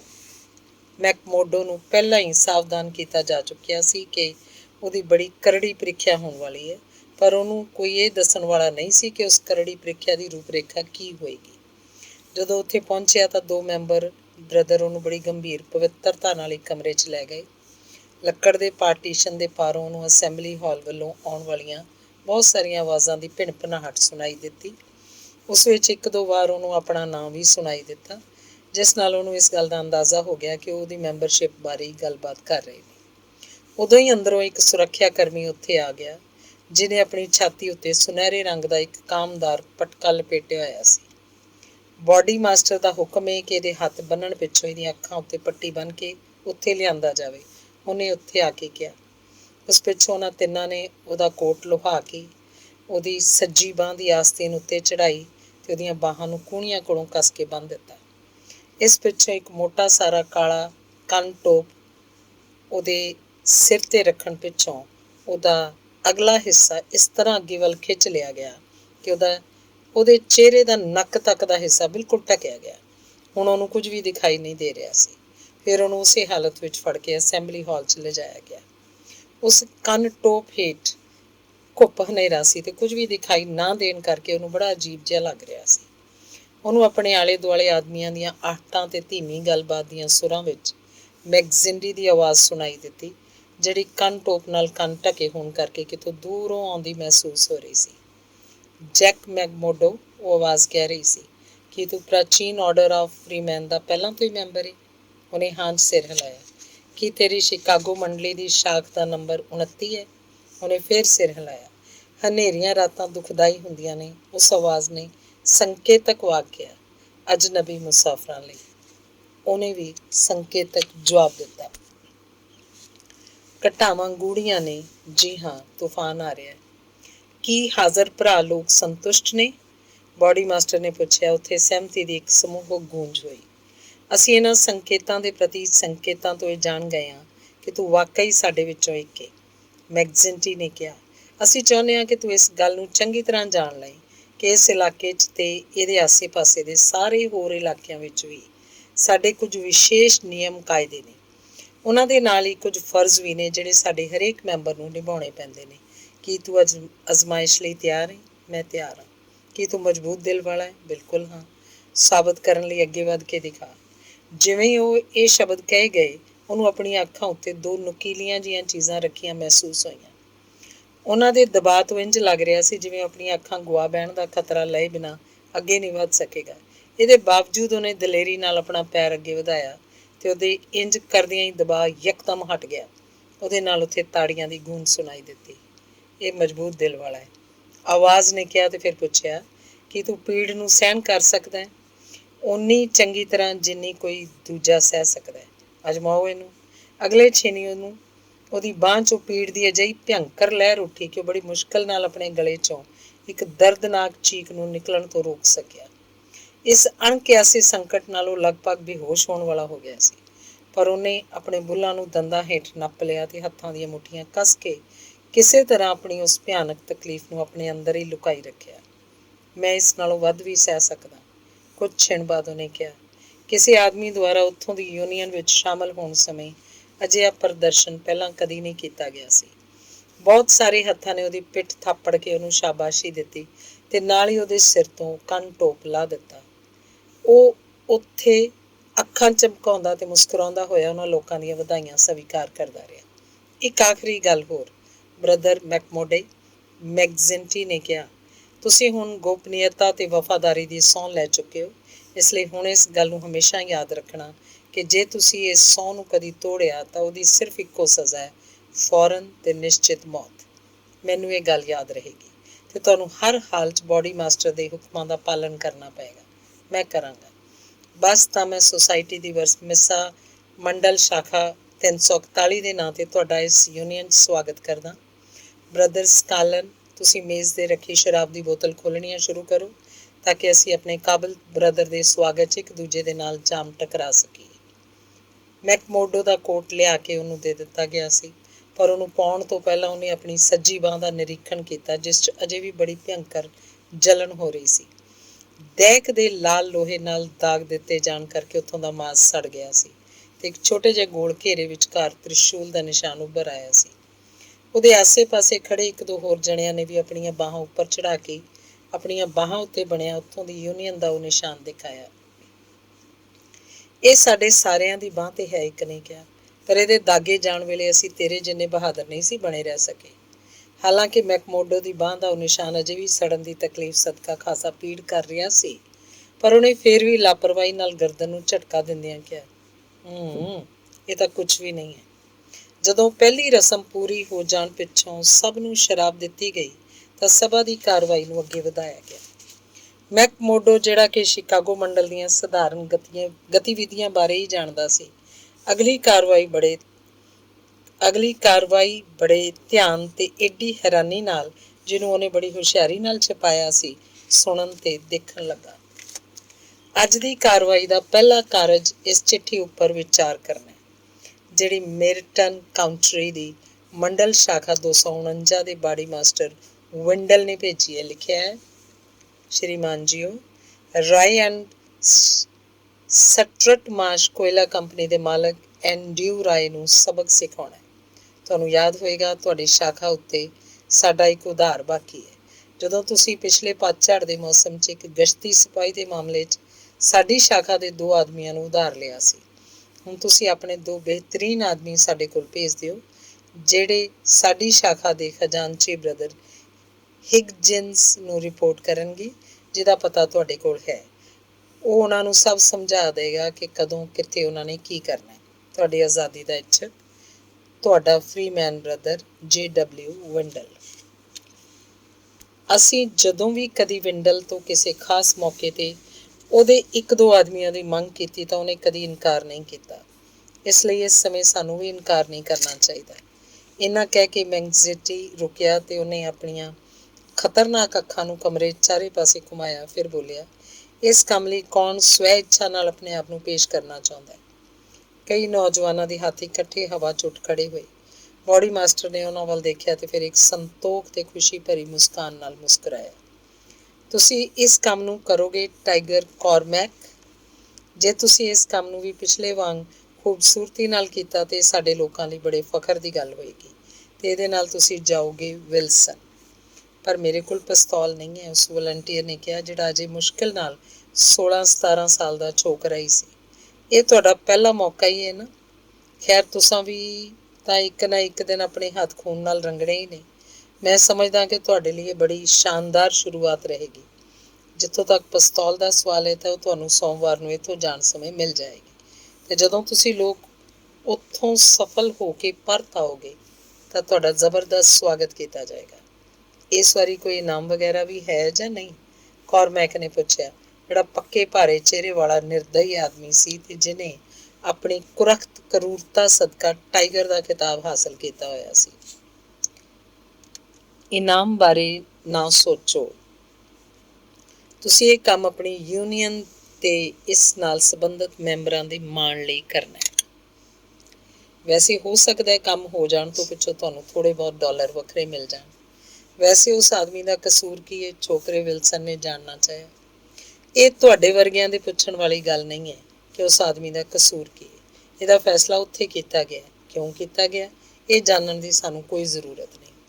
ਅਸੀਂ ਤਾਂ ਬਸ ਉਹਨਾਂ ਦੇ ਦੱਸੇ ਹੋਏ ਕੰਮ ਨੂੰ ਕਰਨਾ, ਜਿਵੇਂ ਕਿ ਉਹ ਸਾਡਾ ਕੰਮ ਕਰ ਦਿੰਦੇ ਨੇ ਅਤੇ ਅੱਗੋਂ ਵੀ ਕਰਦੇ ਰਹਿਣਗੇ। ਹੁਣ ਇਹ ਗੱਲ ਸਾਹਮਣੇ ਆਈ ਗਈ ਹੈ ਤਾਂ ਮੈਂ ਸਾਰੇ ਲੋਕਾਂ ਨੂੰ ਇਹ ਵੀ ਦੱਸ ਦਿਆਂ ਕਿ ਸਾਡਾ ਇੱਕ ਵਿਸ਼ੇਸ਼ ਕੰਮ ਕਰਨ ਲਈ ਬਾਹਰੋਂ 2 ਆਦਮੀ ਅਗਲੇ ਹਫ਼ਤੇ ਇੱਥੇ ਆ ਰਹੇ ਨੇ।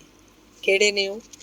ਅਕਲਮੰਦੀ ਇਸੇ 'ਚ ਹੈ ਕਿ ਕੁਝ ਨਾ ਪੁੱਛਿਆ ਜਾਏ, ਕਿਉਂਕਿ ਜਦੋਂ ਤੁਹਾਨੂੰ ਕੁਝ ਪਤਾ ਹੀ ਨਹੀਂ ਹੋਏਗਾ ਤਾਂ ਤੁਸੀਂ ਕੁਝ ਦੱਸ ਵੀ ਨਹੀਂ ਸਕੋਗੇ ਅਤੇ ਇਸ ਨਾਲ ਕਿਤੇ ਕੋਈ ਪਰੇਸ਼ਾਨੀ ਪੈਦਾ ਨਹੀਂ ਹੋਏਗੀ।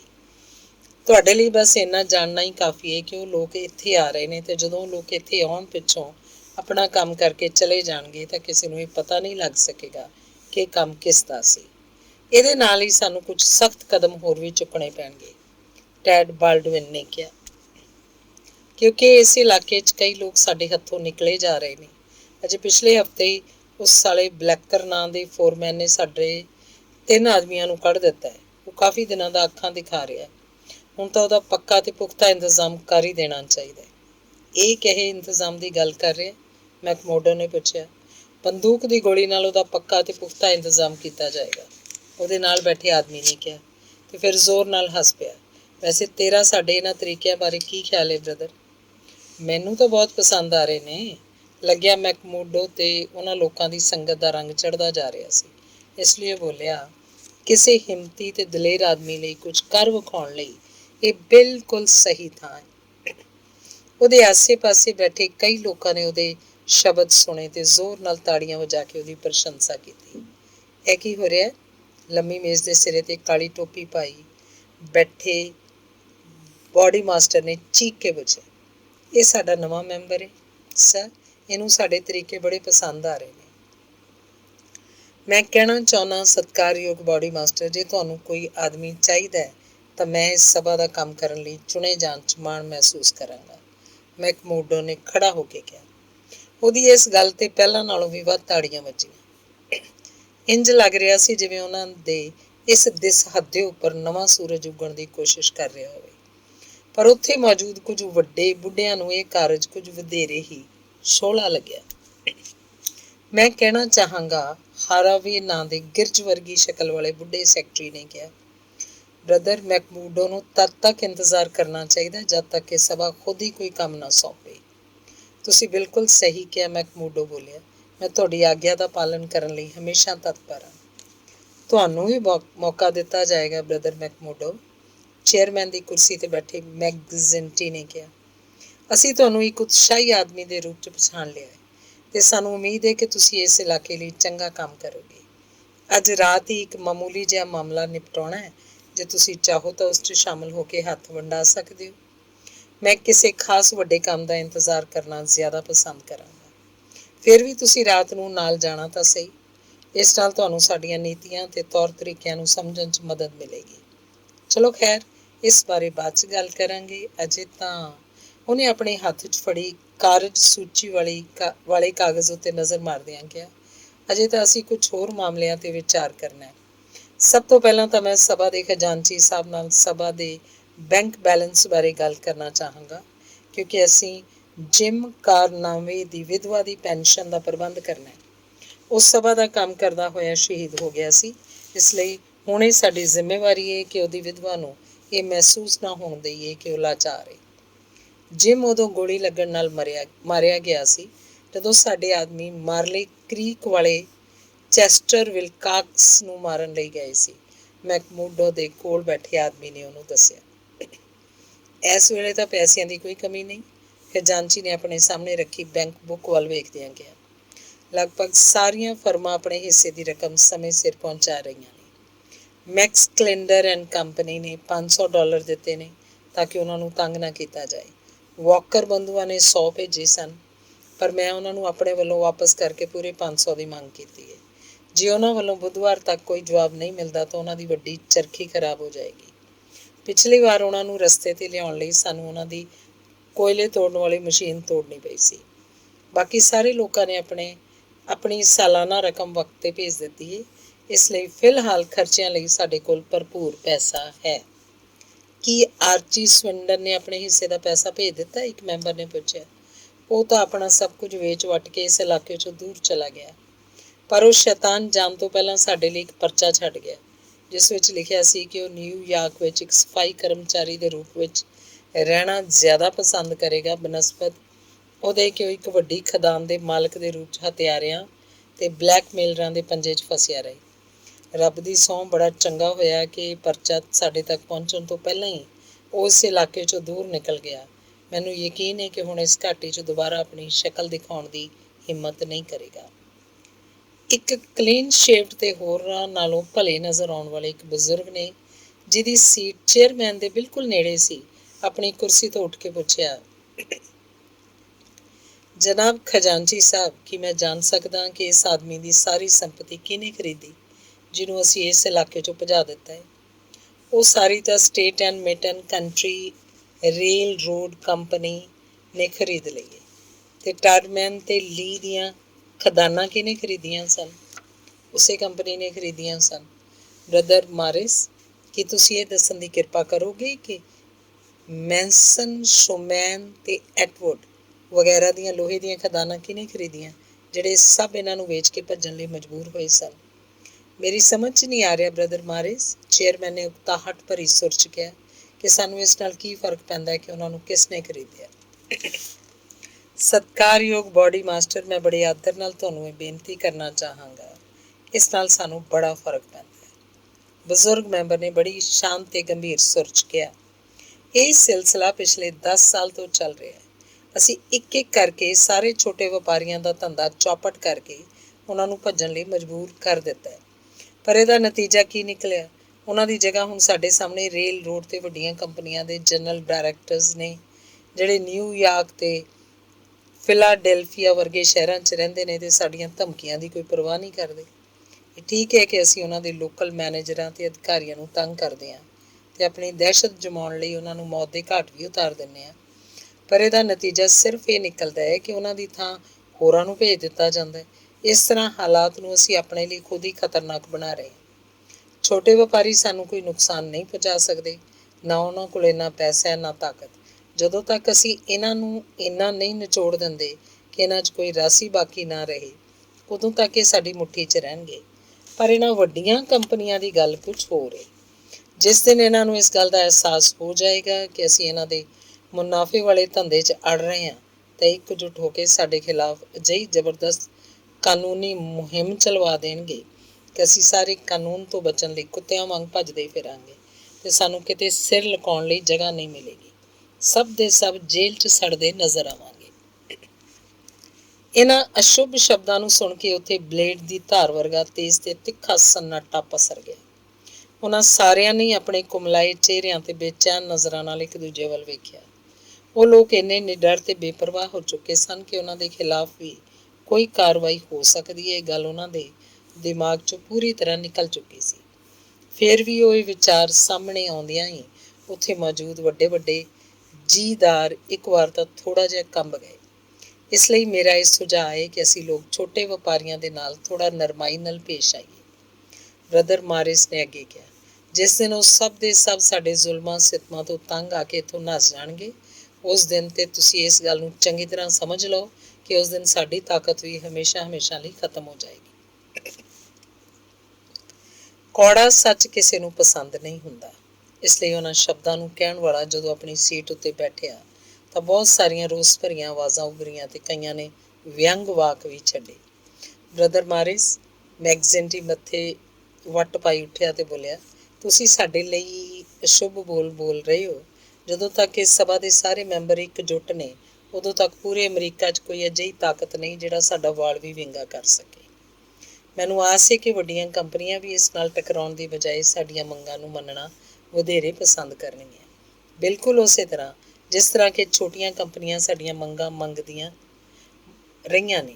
ਤੇ ਹੁਣ ਭਾਈ ਲੋਕੋ, ਮੈਗਜ਼ਿੰਟੀ ਨੇ ਆਪਣੀ ਕਾਲੀ ਟੋਪੀ ਤੇ ਪਟਕਾ ਲਾਉਂਦਿਆਂ ਕਿਹਾ, ਹੁਣ ਇਸ ਸਭਾ ਦੀ ਅੱਜ ਦੀ ਕਾਰਵਾਈ ਸਮਾਪਤ ਹੁੰਦੀ ਹੈ। ਬਸ ਇੱਕ ਛੋਟਾ ਜਿਹਾ ਮਾਮਲਾ ਰਹਿ ਗਿਆ ਜਿਸ ਬਾਰੇ ਵਿਦਾ ਹੁੰਦੇ ਹੋਏ ਗੱਲ ਕਰਾਂਗੇ।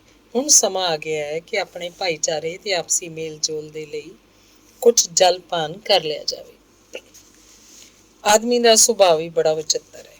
ਉੱਥੇ ਉਹ ਲੋਕ ਮੌਜੂਦ ਸਨ ਜਿਨ੍ਹਾਂ ਲਈ ਹੱਤਿਆ ਕਰਨਾ ਉਹਨਾਂ ਦੇ ਸੁਭਾਅ ਦਾ ਇੱਕ ਅੰਗ ਬਣ ਚੁੱਕਾ ਸੀ। ਪਤਾ ਨਹੀਂ ਉਹਨਾਂ ਨੇ ਕਿੰਨੇ ਲੋਕਾਂ ਨੂੰ ਮੌਤ ਦੇ ਘਾਟ ਉਤਾਰਿਆ ਸੀ। ਅਜਿਹੇ ਲੋਕਾਂ ਨੂੰ ਜਿਨ੍ਹਾਂ ਨਾਲ ਉਹਨਾਂ ਦੀ ਆਪਣੀ ਕੋਈ ਨਿੱਜੀ ਰੰਜਿਸ਼ ਜਾਂ ਦੁਸ਼ਮਣੀ ਨਹੀਂ ਸੀ। ਹੱਤਿਆ ਕਰਨ ਸਮੇਂ ਉਹਨਾਂ ਨੂੰ ਉਹਨਾਂ ਦੀਆਂ ਰੋਂਦੀਆਂ ਹੋਈਆਂ ਪਤਨੀਆਂ ਤੇ ਮਾਸੂਮ ਬੱਚਿਆਂ ਦਾ ਕਤਈ ਖਿਆਲ ਨਹੀਂ ਸੀ ਆਇਆ। ਪਰ ਪੀਣ ਪਿਆਉਣ ਸਮੇਂ ਮੈਕਮੂਡੋ ਨੇ ਜਦੋਂ ਆਪਣੀ ਸ਼ਾਨਦਾਰ ਆਵਾਜ਼ 'ਚ ਕੁਝ ਦਰਦੀਲੇ ਗੀਤ ਸੁਣਾਏ ਤਾਂ ਉਹਨਾਂ ਪੱਥਰ ਦਿਲ ਲੋਕਾਂ ਦੀਆਂ ਭਾਵਨਾਵਾਂ ਵੀ ਕਾਬੂ 'ਚ ਨਾ ਰਹਿ ਸਕੀਆਂ ਤੇ ਉਹਨਾਂ ਦੀਆਂ ਅੱਖਾਂ ਵਿੱਚੋਂ ਅੱਥਰੂ ਵਹਿ ਤੁਰੇ। ਆਪਣੀ ਪਹਿਲੀ ਰਾਤ ਨੂੰ ਹੀ ਨਵੇਂ ਮੈਂਬਰ ਨੇ ਉੱਥੇ ਮੌਜੂਦ ਸਾਰੇ ਪੁਰਾਣੇ ਮੈਂਬਰਾਂ ਦਾ ਮਨ ਮੋਹ ਲਿਆ ਤੇ ਉਹਨੇ ਉਹਨਾਂ ਦੀਆਂ ਨਜ਼ਰਾਂ 'ਚ ਕਾਫੀ ਉੱਚਾ ਸਥਾਨ ਹਾਸਲ ਕਰ ਲਿਆ। ਪਰ ਇੱਕ ਮਹੱਤਵਪੂਰਨ ਮੈਂਬਰ ਬਣਨ ਲਈ ਚੰਗੀ ਮਿਲਣਸਾਰਤਾ ਦੇ ਇਲਾਵਾ ਕੁਝ ਹੋਰ ਖੂਬੀਆਂ ਦੀ ਵੀ ਲੋੜ ਹੁੰਦੀ ਹੈ, ਜਿਸ ਦੀ ਮਿਸਾਲ ਉਸਨੇ ਉੱਥੋਂ ਦਾ ਸਮਾਗਮ ਖਤਮ ਹੋਣ ਤੋਂ ਪਹਿਲਾਂ ਪੇਸ਼ ਕਰ ਦਿੱਤੀ। ਸ਼ਰਾਬ ਦੇ ਦੌਰ ਕਈ ਵਾਰ ਚੱਲ ਚੁੱਕੇ ਸਨ ਤੇ ਲੋਕ ਨਸ਼ੇ ਦੇ ਨਾਲ ਨਾਲ ਸ਼ਰਾਰਤ ਦੇ ਮੂਡ 'ਚ ਵੀ ਆ ਚੁੱਕੇ ਸਨ ਕਿ ਉਦੋਂ ਹੀ ਉਹਨਾਂ ਦਾ ਬਾਡੀ ਮਾਸਟਰ ਉਹਨਾਂ ਨੂੰ ਇੱਕ ਵਾਰ ਫਿਰ ਸੰਬੋਧਿਤ ਕਰਨ ਲਈ ਉੱਠਿਆ। ਦੋਸਤੋ, ਉਹ ਬੋਲਿਆ, ਇਸ ਨਗਰ 'ਚ ਇੱਕ ਆਦਮੀ ਅਜਿਹਾ ਵੀ ਹੈ ਜਿਹਦੇ ਖੰਭ ਕਤਰਨੇ ਹੁਣ ਬੜੇ ਜ਼ਰੂਰੀ ਹੋ ਗਏ ਨੇ। ਇਹ ਤੁਸਾਂ ਲੋਕਾਂ ਦੇਖਣਾ ਹੈ ਕਿ ਇਹ ਕੰਮ ਕਿੰਝ ਕੀਤਾ ਜਾਏ। ਮੈਂ ਗੱਲ ਕਰ ਰਿਹਾ ਹੈਰਾਲਡ ਅਖਬਾਰ ਵਾਲੇ ਜੇਮਸ ਸਟੈਂਜਰ ਦੀ। ਤੁਹਾਨੂੰ ਲੋਕਾਂ ਨੂੰ ਪਤਾ ਹੈ ਕਿ ਉਹ ਕਿਸ ਤਰ੍ਹਾਂ ਸਾਡੇ ਲੋਕਾਂ ਦੇ ਖਿਲਾਫ ਆਪਣੀ ਆਵਾਜ਼ ਬੁਲੰਦ ਕਰਨ ਲੱਗਾ। ਬਹੁਤਿਆਂ ਦੀ ਸਹਿਮਤੀ ਸੂਚਕ ਬੁੜਬੁੜਾਹਟ ਸੁਣਾਈ ਦਿੱਤੀ, ਜਦਕਿ ਕੁਝ ਲੋਕਾਂ ਨੇ ਉਹਨੂੰ ਨਿੰਦਦਿਆਂ ਹੋਇਆਂ ਬੜੀਆਂ ਭੈੜੀਆਂ ਭੈੜੀਆਂ ਗਾਲਾਂ ਵੀ ਕੱਢੀਆਂ। ਮੈਗਜ਼ਿੰਟੀ ਨੇ ਆਪਣੀ ਜੇਬ 'ਚੋਂ ਅਖਬਾਰ ਦਾ ਇੱਕ ਟੁਕੜਾ ਕੱਢਿਆ ਤੇ ਬੋਲਿਆ, ਇਹ ਦੇਖੋ ਨੇ ਕੀ ਲਿਖਿਆ, ਤੇ ਫਿਰ ਪੜ੍ਹਨਾ ਸ਼ੁਰੂ ਕੀਤਾ।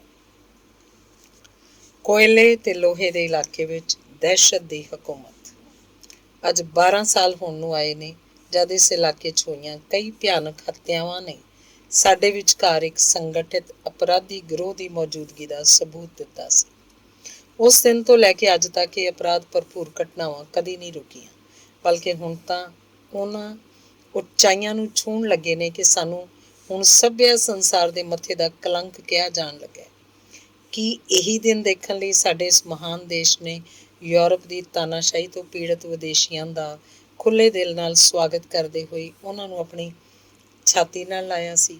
ਕੀ ਇਹ ਜ਼ਰੂਰੀ ਹੈ ਕਿ ਉਹ ਉਹਨਾਂ ਲੋਕਾਂ ਉੱਤੇ ਆਪਣੀ ਨਿਰੰਕੁਸ਼ ਤਾਨਾਸ਼ਾਹੀ ਥੋਪ ਦੇਣ ਜਿਨ੍ਹਾਂ ਨੇ ਉਹਨਾਂ ਨੂੰ ਸ਼ਰਨ ਦਿੱਤੀ ਤੇ ਸਾਡੇ ਦੇਸ਼ ਦੇ ਸਿਤਾਰਿਆਂ ਨਾਲ ਸਜੇ ਹੋਏ ਆਜ਼ਾਦੀ ਦੇ ਝੰਡੇ ਦੀ ਪਵਿੱਤਰ ਛਾਂ 'ਚ ਉਹ ਲੋਕ ਦਹਿਸ਼ਤ ਤੇ ਗੁੰਡਾਗਰਦੀ ਦੀ ਅਜਿਹੀ ਹਕੂਮਤ ਚਲਾਉਂਦੇ ਰਹਿਣ ਜਿਸ ਬਾਰੇ ਸੁਣ ਕੇ ਹੀ ਸਾਡੇ ਦਿਮਾਗ ਨੂੰ ਕਾਂਬਾ ਛਿੜ ਜਾਏ ਤੇ ਭੈ ਤੇ ਆਤੰਕ ਨਾਲ ਸਾਡੇ ਲੂੰ ਕੰਡੇ ਖੜੇ ਹੋ ਜਾਣ। ਜਿਨ੍ਹਾਂ ਲੋਕਾਂ ਦਾ ਉੱਥੇ ਜ਼ਿਕਰ ਕੀਤਾ ਜਾ ਰਿਹਾ ਉਹ ਸਭ ਦੇ ਜਾਣੇ ਪਛਾਣੇ ਨੇ। ਉਹ ਸੰਗਠਨ ਰਜਿਸਟਰਡ ਨੇ ਤੇ ਸਥਾਨਕ ਜਨਤਾ ਦੀ ਜਾਣਕਾਰੀ ਵਿੱਚ ਨੇ। ਸਵਾਲ ਇਹ ਹੈ ਕਿ ਅਸੀਂ ਕਦੋਂ ਤੱਕ ਇਹਨਾਂ ਮਾਨਵ ਘਾਤੀ ਅਪਰਾਧੀਆਂ ਦੇ ਜ਼ੁਲਮੋ ਸਿਤਮ ਸਹਿੰਦੇ ਰਹਾਂਗੇ? ਕਿ ਅਸੀਂ ਹਮੇਸ਼ਾ ਦੇ ਲਈ? ਜ਼ਾਹਿਰ ਹੈ ਕਿ ਮੈਂ ਇਸ ਬਕਵਾਸ ਨੂੰ ਕੁਝ ਜ਼ਰੂਰਤ ਤੋਂ ਵੱਧ ਹੀ ਪੜ੍ਹ ਦਿੱਤਾ ਹੈ। ਮੈਗਜ਼ੈਂਟੀ ਨੇ ਅਖਬਾਰ ਦਾ ਟੁਕੜਾ ਮੇਜ਼ ਤੇ ਸੁੱਟਦਿਆਂ ਤਿੱਖੀ ਆਵਾਜ਼ 'ਚ ਕਿਹਾ, ਹੁਣ ਮੈਂ ਤੁਹਾਤੋਂ ਇਹ ਪੁੱਛਣਾ ਚਾਹੁੰਦਾ ਕਿ ਇਸ ਆਦਮੀ ਨੂੰ ਕੀ ਜਵਾਬ ਦੇਣਾ ਚਾਹੀਦਾ ਹੈ? ਸਾਲੇ ਨੂੰ ਜਾਨੋਂ ਮਾਰ ਕੇ ਕਿੱਸਾ ਖਤਮ ਕਰਤਾ ਜਾਏ। ਇਕੱਠ 'ਚ ਬਹੁਤ ਸਾਰੀਆਂ ਬੇਕਿਰਕ ਆਵਾਜ਼ਾਂ ਆਈਆਂ। ਮੈਂ ਇਹਦਾ ਵਿਰੋਧ ਕਰਦਾ। ਬ੍ਰਦਰ ਮਾਰਿਸ, ਜਿਹੜਾ ਕਿ ਭਲੇ ਤੇ ਕਲੀਨ ਸ਼ੇਵ ਚਿਹਰੇ ਵਾਲਾ ਸੀ, ਨੇ ਕਿਹਾ, ਮੈਂ ਤੁਹਾਨੂੰ ਦੱਸ ਦੇਣਾ ਚਾਹੁੰਦਾ ਭਰਾਓ ਕਿ ਇਸ ਘਾਟੀ 'ਚ ਸਾਡੇ ਹੱਥ ਖੂਨ ਨਾਲ ਬੁਰੀ ਤਰ੍ਹਾਂ ਰੰਗੇ ਜਾ ਚੁੱਕੇ ਨੇ। ਕਿਤੇ ਇੰਜ ਨਾ ਹੋਏ ਕਿ ਸਥਿਤੀ ਉਸ ਬਿੰਦੂ ਤੇ ਪਹੁੰਚ ਜਾਏ ਜਦ ਇੱਥੋਂ ਦੇ ਲੋਕ ਆਤਮ ਰੱਖਿਆ ਲਈ ਸੰਗਠਿਤ ਹੋ ਕੇ ਸਾਡੇ ਖਿਲਾਫ ਉੱਠ ਖੜੇ ਹੋਣ। ਜੇਮਸ ਸਟੈਂਜਰ ਇੱਕ ਬੁੱਢਾ ਆਦਮੀ ਹੈ। ਉਹਨੂੰ ਇਸ ਨਗਰ ਦੇ ਸਾਰੇ ਆਸੇ-ਪਾਸੇ ਦੇ ਇਲਾਕੇ 'ਚ ਬੜੇ ਆਦਰ ਦੀਆਂ ਨਜ਼ਰਾਂ ਨਾਲ ਵੇਖਿਆ ਜਾਂਦਾ ਹੈ। ਉਹਦੇ ਅਖਬਾਰ 'ਚ ਇਸ ਘਾਟੀ ਦੀ ਬਿਹਤਰੀ ਲਈ ਆਵਾਜ਼ ਉਠਾਈ ਜਾਂਦੀ ਹੈ। ਜੇ ਉਹਨੂੰ ਖਤਮ ਕਰ ਦਿੱਤਾ ਗਿਆ ਤਾਂ ਇਸ ਘਾਟੀ 'ਚ ਸ਼ਾਇਦ ਅਜਿਹਾ ਭਿਆਨਕ ਭੂਚਾਲ ਆ ਜਾਏਗਾ ਜਿਹੜਾ ਸਾਡਾ ਮਲੀਆ ਮੇਟ ਕਰਕੇ ਰੱਖ ਦੇਗਾ। ਉਹ ਲੋਕ ਸਾਡਾ ਮਲੀਆ ਮੇਟ ਕਿੰਜ ਕਰਕੇ ਰੱਖ ਦੇਣਗੇ? ਸ਼੍ਰੀਮਾਨ ਡਰਪੋਕ ਸ਼੍ਰੋਮਣੀ ਜੀ ਮਹਾਰਾਜ, ਮੈਗਜ਼ੈਂਟੀ ਕੂਕਿਆ। ਇੱਥੇ ਕਿਹੋ ਜਿਹਾ ਕੌਣ ਹੈ ਜਿਹੜਾ ਸਾਡੇ ਸਾਹਮਣੇ ਛਾਤੀ ਤਾਣ ਕੇ ਖਲੋ ਸਕੇ? ਕਿ ਪੁਲਿਸ ਸਾਡੇ ਖਿਲਾਫ ਕੁਝ ਕਰੇਗੀ? ਉਹਨਾਂ 'ਚੋਂ ਅੱਧਿਆਂ ਤੋਂ ਵੱਧ ਸਾਡੇ ਟੁਕੜਿਆਂ ਦੇ ਪਲਦੇ ਨੇ ਤੇ ਬਾਕੀ ਦੇ ਸਾਥੋਂ ਡਰਦੇ ਨੇ। ਜਿੱਥੋਂ ਤੱਕ ਮੁਕੱਦਮਿਆਂ ਤੇ ਅਦਾਲਤਾਂ ਦੀ ਗੱਲ ਏ, ਤਾਂ ਕਿ ਹੁਣ ਤੋਂ ਪਹਿਲਾਂ ਸਾਡੇ ਤੇ ਮੁਕੱਦਮੇ ਨਹੀਂ ਚੱਲੇ? ਕਿ ਸਾਡੇ ਆਦਮੀ ਉਹਨਾਂ 'ਚੋਂ ਬੇਦਾਗ ਛੁੱਟ ਕੇ ਨਹੀਂ ਆਏ? ਕਿਤੇ ਇਹ ਨਾ ਹੋਏ ਕਿ ਹਰਖੀ ਹੋਈ ਜਨਤਾ ਕਾਨੂੰਨ ਆਪਣੇ ਹੱਥ 'ਚ ਲੈ ਲਏ ਤੇ ਖੁਦ ਹੀ ਜੱਜ ਬਣ ਕੇ ਸਾਡਾ ਫੈਸਲਾ ਕਰਨ ਲੱਗੇ। ਬ੍ਰਦਰ ਮਾਰਿਸ ਨੇ ਕਿਹਾ, ਫਿਰ ਉਹ ਸਾਨੂੰ ਬਖਸ਼ੇਗੀ ਨਹੀਂ। ਉਹਦੇ ਵਿਰੋਧ 'ਚ ਕਈ ਹਰਖੀਲੀਆਂ ਆਵਾਜ਼ਾਂ ਨੇ ਕੂਕ ਕੂਕ ਕੇ ਆਪਣਾ ਵਿਰੋਧ ਪ੍ਰਦਰਸ਼ਨ ਕੀਤਾ। ਮੇਰੇ ਸਿਰਫ ਇੱਕ ਉਂਗਲ ਚੁੱਕਣ ਦੀ ਦੇਰ ਹੈ ਤੇ ਮੇਰੇ ਆਦਮੀ ਇਸ ਬਸਤੀ ਨੂੰ ਇੱਕ ਸਿਰੇ ਤੋਂ ਦੂਜੇ ਸਿਰੇ ਤੱਕ ਬਿਲਕੁਲ ਖਾਲੀ ਕਰਕੇ ਰੱਖ ਦੇਣਗੇ, ਮੈਗਜ਼ੈਂਟੀ ਨੇ ਕਿਹਾ ਤੇ ਫਿਰ ਆਪਣੀਆਂ ਚੁੰਦੀਆਂ ਅੱਖਾਂ ਨੂੰ ਸੁੰਗੇੜ ਕੇ ਹੋਰ ਵੀ ਖਤਰਨਾਕ ਢੰਗ ਨਾਲ ਸੁੰਗੇੜਦਿਆਂ ਹੋਇਆਂ ਉੱਚੀ ਆਵਾਜ਼ 'ਚ ਗੱਜਿਆ। ਜਿੱਥੋਂ ਤੱਕ ਤੁਹਾਡਾ ਸਵਾਲ ਹੈ ਬ੍ਰਦਰ ਮਾਰਿਸ, ਤਾਂ ਮੈਨੂੰ ਲੱਗਦਾ ਹੈ ਕਿ ਉਮਰ ਵੱਡੀ ਹੋ ਜਾਣ ਦੇ ਨਾਲ ਨਾਲ ਤੁਸੀਂ ਸਠਿਆਉਂਦੇ ਜਾ ਰਹੇ ਹੋ। ਮੈਂ ਕਾਫੀ ਅਰਸੇ ਤੋਂ ਦੇਖ ਰਿਹਾ ਕਿ ਤੁਹਾਡੀ ਆਪਣੀ ਹਿੰਮਤ ਦਾ ਜਵਾਬ ਦੇ ਚੁੱਕੀ ਹੈ, ਪਰ ਤੁਸੀਂ ਦੂਜਿਆਂ ਨੂੰ ਵੀ ਕਮਜ਼ੋਰ ਕਰਨ 'ਚ ਜੁਟੇ ਰਹਿੰਦੇ ਹੋ। ਤੁਸੀਂ ਇਸ ਗੱਲ ਨੂੰ ਚੰਗੀ ਤਰ੍ਹਾਂ ਸਮਝ ਲਓ ਬ੍ਰਦਰ ਮਾਰਿਸ, ਉਹ ਦਿਨ ਤੁਹਾਡੀ ਜ਼ਿੰਦਗੀ ਦਾ ਸਭ ਤੋਂ ਬੁਰਾ ਦਿਨ ਹੋਏਗਾ ਜਿਸ ਦਿਨ ਤੁਹਾਡਾ ਨਾਂ ਸਾਡੀ ਸਭਾ ਦੀ ਕਾਰਜ ਸੂਚੀ 'ਚ ਸ਼ਾਮਲ ਹੋ ਗਿਆ। ਮੈਂ ਸੋਚ ਰਿਹਾ ਕਿ ਮੈਨੂੰ ਹੁਣ ਤੁਹਾਡਾ ਨਾਂ ਉਸ 'ਚ ਲਿਖ ਹੀ ਦੇਣਾ ਚਾਹੀਦਾ। ਮਾਰਿਸ ਦਾ ਚਿਹਰਾ ਦਹਿਸ਼ਤ ਨਾਲ ਯਕਦਮ ਪੀਲਾ ਪੈ ਗਿਆ ਤੇ ਉਹਦੇ ਗੋਡਿਆਂ ਨੇ ਫੌਰਨ ਜਵਾਬ ਦੇ ਦਿੱਤਾ। ਨਤੀਜਾ ਇਹ ਹੋਇਆ ਕਿ ਉਹ ਧੰਮ ਕਰਕੇ ਆਪਣੀ ਕੁਰਸੀ ਤੇ ਡਿੱਗ ਪਿਆ। ਕੁਝ ਕਹਿਣ ਤੋਂ ਪਹਿਲਾਂ ਉਹਨੇ ਆਪਣੇ ਕੰਮ ਦੇ ਹੱਥਾਂ ਨਾਲ ਗਲਾਸ ਮੂੰਹ ਨੂੰ ਲਾ ਕੇ ਕੁਝ ਘੁੱਟ ਭਰੇ। ਸਤਿਕਾਰਯੋਗ ਬਾਡੀ ਮਾਸਟਰ ਆਪਣੇ ਬੁੱਲਾਂ ਤੇ ਗਲੇ ਨੂੰ ਤਰ ਕਰਨ ਪਿੱਛੋਂ ਬੇਹੱਦ ਸਹਿਮੀ ਹੋਈ ਆਵਾਜ਼ 'ਚ ਬੋਲਿਆ, ਜੇ ਮੈਂ ਕੁਝ ਜ਼ਰੂਰਤ ਤੋਂ ਵੱਧ ਬੋਲ ਗਿਆ ਹੋਵਾਂ ਤਾਂ ਤੁਹਾਤੋਂ ਤੇ ਇਸ ਸਭਾ ਤੋਂ ਹੱਥ ਜੋੜ ਕੇ ਮਾਫੀ ਮੰਗਦਾ। ਤੁਸੀਂ ਸਾਰੇ ਜਾਣਦੇ ਹੋ ਕਿ ਮੈਂ ਇਸ ਸਭਾ ਦਾ ਇੱਕ ਵਫਾਦਾਰ ਮੈਂਬਰ ਹਾਂ। ਇਸ ਉੱਤੇ ਕਦੀ ਕੋਈ ਮੁਸੀਬਤ ਨਾ ਆਏ ਇਸ ਲਈ ਮੈਂ ਸਭ ਕੁਝ ਕਿਹਾ, ਪਰ ਮੈਨੂੰ ਆਪਣੀ ਅਕਲਮੰਦੀ ਤੇ ਦੂਰ ਅੰਦੇਸ਼ੀ ਤੇ ਪੂਰਾ ਭਰੋਸਾ ਹੈ। ਇਸ ਲਈ ਮੈਂ ਵਾਅਦਾ ਕਰਦਾ ਕਿ ਅੱਗੇ ਤੋਂ ਅਜਿਹਾ ਕੁਝ ਨਹੀਂ ਕਰਾਂਗਾ ਜਿਸ ਨਾਲ ਤੁਹਾਡੀਆਂ ਭਾਵਨਾਵਾਂ ਨੂੰ ਕਿਸੇ ਕਿਸਮ ਦੀ ਠੇਸ ਪਹੁੰਚੇ। ਬਾਡੀ ਮਾਸਟਰ ਨੇ ਉਹ ਸ਼ਬਦ ਬੇਨਤੀ ਸੁਣੀ ਤੇ ਉਹਦੀਆਂ ਅੱਖਾਂ ਤੇ ਚਿਹਰੇ ਦਾ ਤਣਾਅ ਘਟ ਗਿਆ। ਠੀਕ ਹੈ ਬ੍ਰਦਰ ਮਾਰਿਸ, ਮੇਰੇ ਲਈ ਵੀ ਇਹ ਬੜੇ ਅਫਸੋਸ ਦੀ ਗੱਲ ਹੁੰਦੀ ਜੇ ਤੁਹਾਨੂੰ ਸਬਕ ਸਿਖਾਉਣ ਲਈ ਮੈਨੂੰ ਤੁਹਾਡੇ ਖਿਲਾਫ ਕੋਈ ਸਖਤ ਕਦਮ ਉਠਾਉਣਾ ਪੈਂਦਾ, ਮੈਗਜ਼ੈਂਟੀ ਨੇ ਕਿਹਾ ਤੇ ਫਿਰ ਉੱਥੇ ਮੌਜੂਦ ਲੋਕਾਂ ਉੱਤੇ ਨਜ਼ਰਾਂ ਦੌੜਾਉਂਦਾ ਹੋਇਆ ਬੋਲਿਆ, ਹਾਂ ਤਾਂ ਸਾਥੀਓ, ਮੈਂ ਕਹਿ ਰਿਹਾ ਸੀ ਕਿ ਜੇ ਇਸ ਸਟੈਂਜਰ ਨੂੰ ਖੁੱਲ੍ਹ ਕੇ ਖੇਡਣ ਦਿੱਤਾ ਗਿਆ ਤਾਂ ਸਾਡੀਆਂ ਮੁਸੀਬਤਾਂ ਵੱਧ ਸਕਦੀਆਂ ਨੇ, ਕਿਉਂਕਿ ਅਖਬਾਰ ਵਾਲੇ ਆਪਸ ਵਿੱਚ ਇਕਜੁੱਟ ਨੇ ਤੇ ਜਲਦੀ ਇਸ ਸੂਬੇ ਦਾ ਹਰ ਅਖਬਾਰ ਸਾਡੇ ਖਿਲਾਫ ਜ਼ਹਿਰ ਉਗਲਦਾ ਹੋਇਆ ਬਾਹਰੋਂ ਪੁਲਿਸ ਤੇ ਫੌਜ ਮੰਗਵਾਉਣ ਲਈ ਆਵਾਜ਼ ਉਠਾਉਣ ਲੱਗੇਗਾ। ਇਸ ਲਈ ਮੈਂ ਸਮਝਦਾ ਕਿ ਸਾਨੂੰ ਉਹਨੂੰ ਇੱਕ ਖਤਰਨਾਕ ਚੇਤਾਵਨੀ ਤਾਂ ਦੇ ਹੀ ਦੇਣੀ ਚਾਹੀਦੀ ਹੈ ਤਾਂ ਕਿ ਅੱਗੋਂ ਆਪਣਾ ਮੂੰਹ ਸੋਚ ਸਮਝ ਕੇ ਖੋਲੇ। ਕੀ ਤੁਸੀਂ ਇਹ ਕੰਮ ਕਰ ਸਕਦੇ ਹੋ ਬ੍ਰਦਰ ਬਾਲਡਵਿਨ? ਬਿਲਕੁਲ ਕਰ ਸਕਦਾ, ਬਾਲਡਵਿਨ ਨੇ ਉਤਸ਼ਾਹ ਭਰੀ ਆਵਾਜ਼ 'ਚ ਜਵਾਬ ਦਿੱਤਾ। ਕਿੰਨੇ ਆਦਮੀ ਨਾਲ ਲੈ ਜਾਣਾ ਚਾਹੋਗੇ? 5-6 ਬੜੇ ਹੋਣਗੇ। ਤੂੰ ਮੇਰੇ ਨਾਲ ਚੱਲੇਗਾ ਗੋਬਰ? ਤੂੰ ਮਸੇਲ, ਸੰਕਾਲਾਨਾ, ਤੂੰ ਵੀ ਤੇ ਦੋਵੇਂ ਵਿਲਾ ਲਾਈ ਵੀ ਬੰਧੂ। ਬਸ, ਮੈਂ ਆਪਣੇ ਨਵੇਂ ਮੈਂਬਰ ਨਾਲ ਵਾਅਦਾ ਕੀਤਾ ਹੋਇਆ ਹੈ ਚੇਅਰਮੈਨ ਦੇ ਰੂਪ 'ਚ, ਮੈਕਜ਼ਿੰਟੀ ਨੇ ਕਿਹਾ, ਇਸ ਲਈ ਉਹ ਵੀ ਤੁਹਾਡੇ ਨਾਲ ਜਾਏਗਾ। ਟੈਡ ਬਾਲਡਵਿਨ ਨੇ ਮੈਕਮੋਡੋ ਵੱਲ ਅਜਿਹੀਆਂ ਨਜ਼ਰਾਂ ਨਾਲ ਵੇਖਿਆ ਜਿਨ੍ਹਾਂ ਤੋਂ ਸਾਫ਼ ਪਤਾ ਲੱਗਦਾ ਸੀ ਕਿ ਉਹ ਪੁਰਾਣੀ ਰੰਜਿਸ਼ ਨੂੰ ਭੁੱਲਿਆ ਨਹੀਂ ਤੇ ਨਾ ਹੀ ਭੁੱਲਣਾ ਚਾਹੁੰਦਾ ਹੈ। ਜੇ ਉਹ ਆਉਣਾ ਚਾਹੁੰਦਾ ਹੈ ਤਾਂ ਬੜੀ ਖੁਸ਼ੀ ਨਾਲ ਆਏ, ਉਹਨੇ ਬੜੀ ਬੇਰੁਖੀ ਨਾਲ ਕਿਹਾ। ਬਸ ਇਹ ਤੋਂ ਵੱਧ ਨਹੀਂ। ਹੁਣ ਅਸੀਂ ਜਿੰਨੀ ਜਲਦੀ ਇਸ ਕੰਮ ਨੂੰ ਨਿਪਟਾ ਲਈਏ ਉਨਾ ਹੀ ਬਿਹਤਰ ਹੈ। ਆਖਰ ਉਹ ਸਭਾ ਆਪਸੀ ਹੜਦੁੰਗ ਤੇ ਨਸ਼ੀਲੀ ਚੀਕ ਪੁਕਾਰ ਦੇ ਵਿਚਕਾਰ ਗਾਣਿਆਂ ਦੀਆਂ ਉੱਠਦੀਆਂ ਬੈਠਦੀਆਂ ਆਵਾਜ਼ਾਂ ਨਾਲ ਸਮਾਪਤ ਹੋਈ।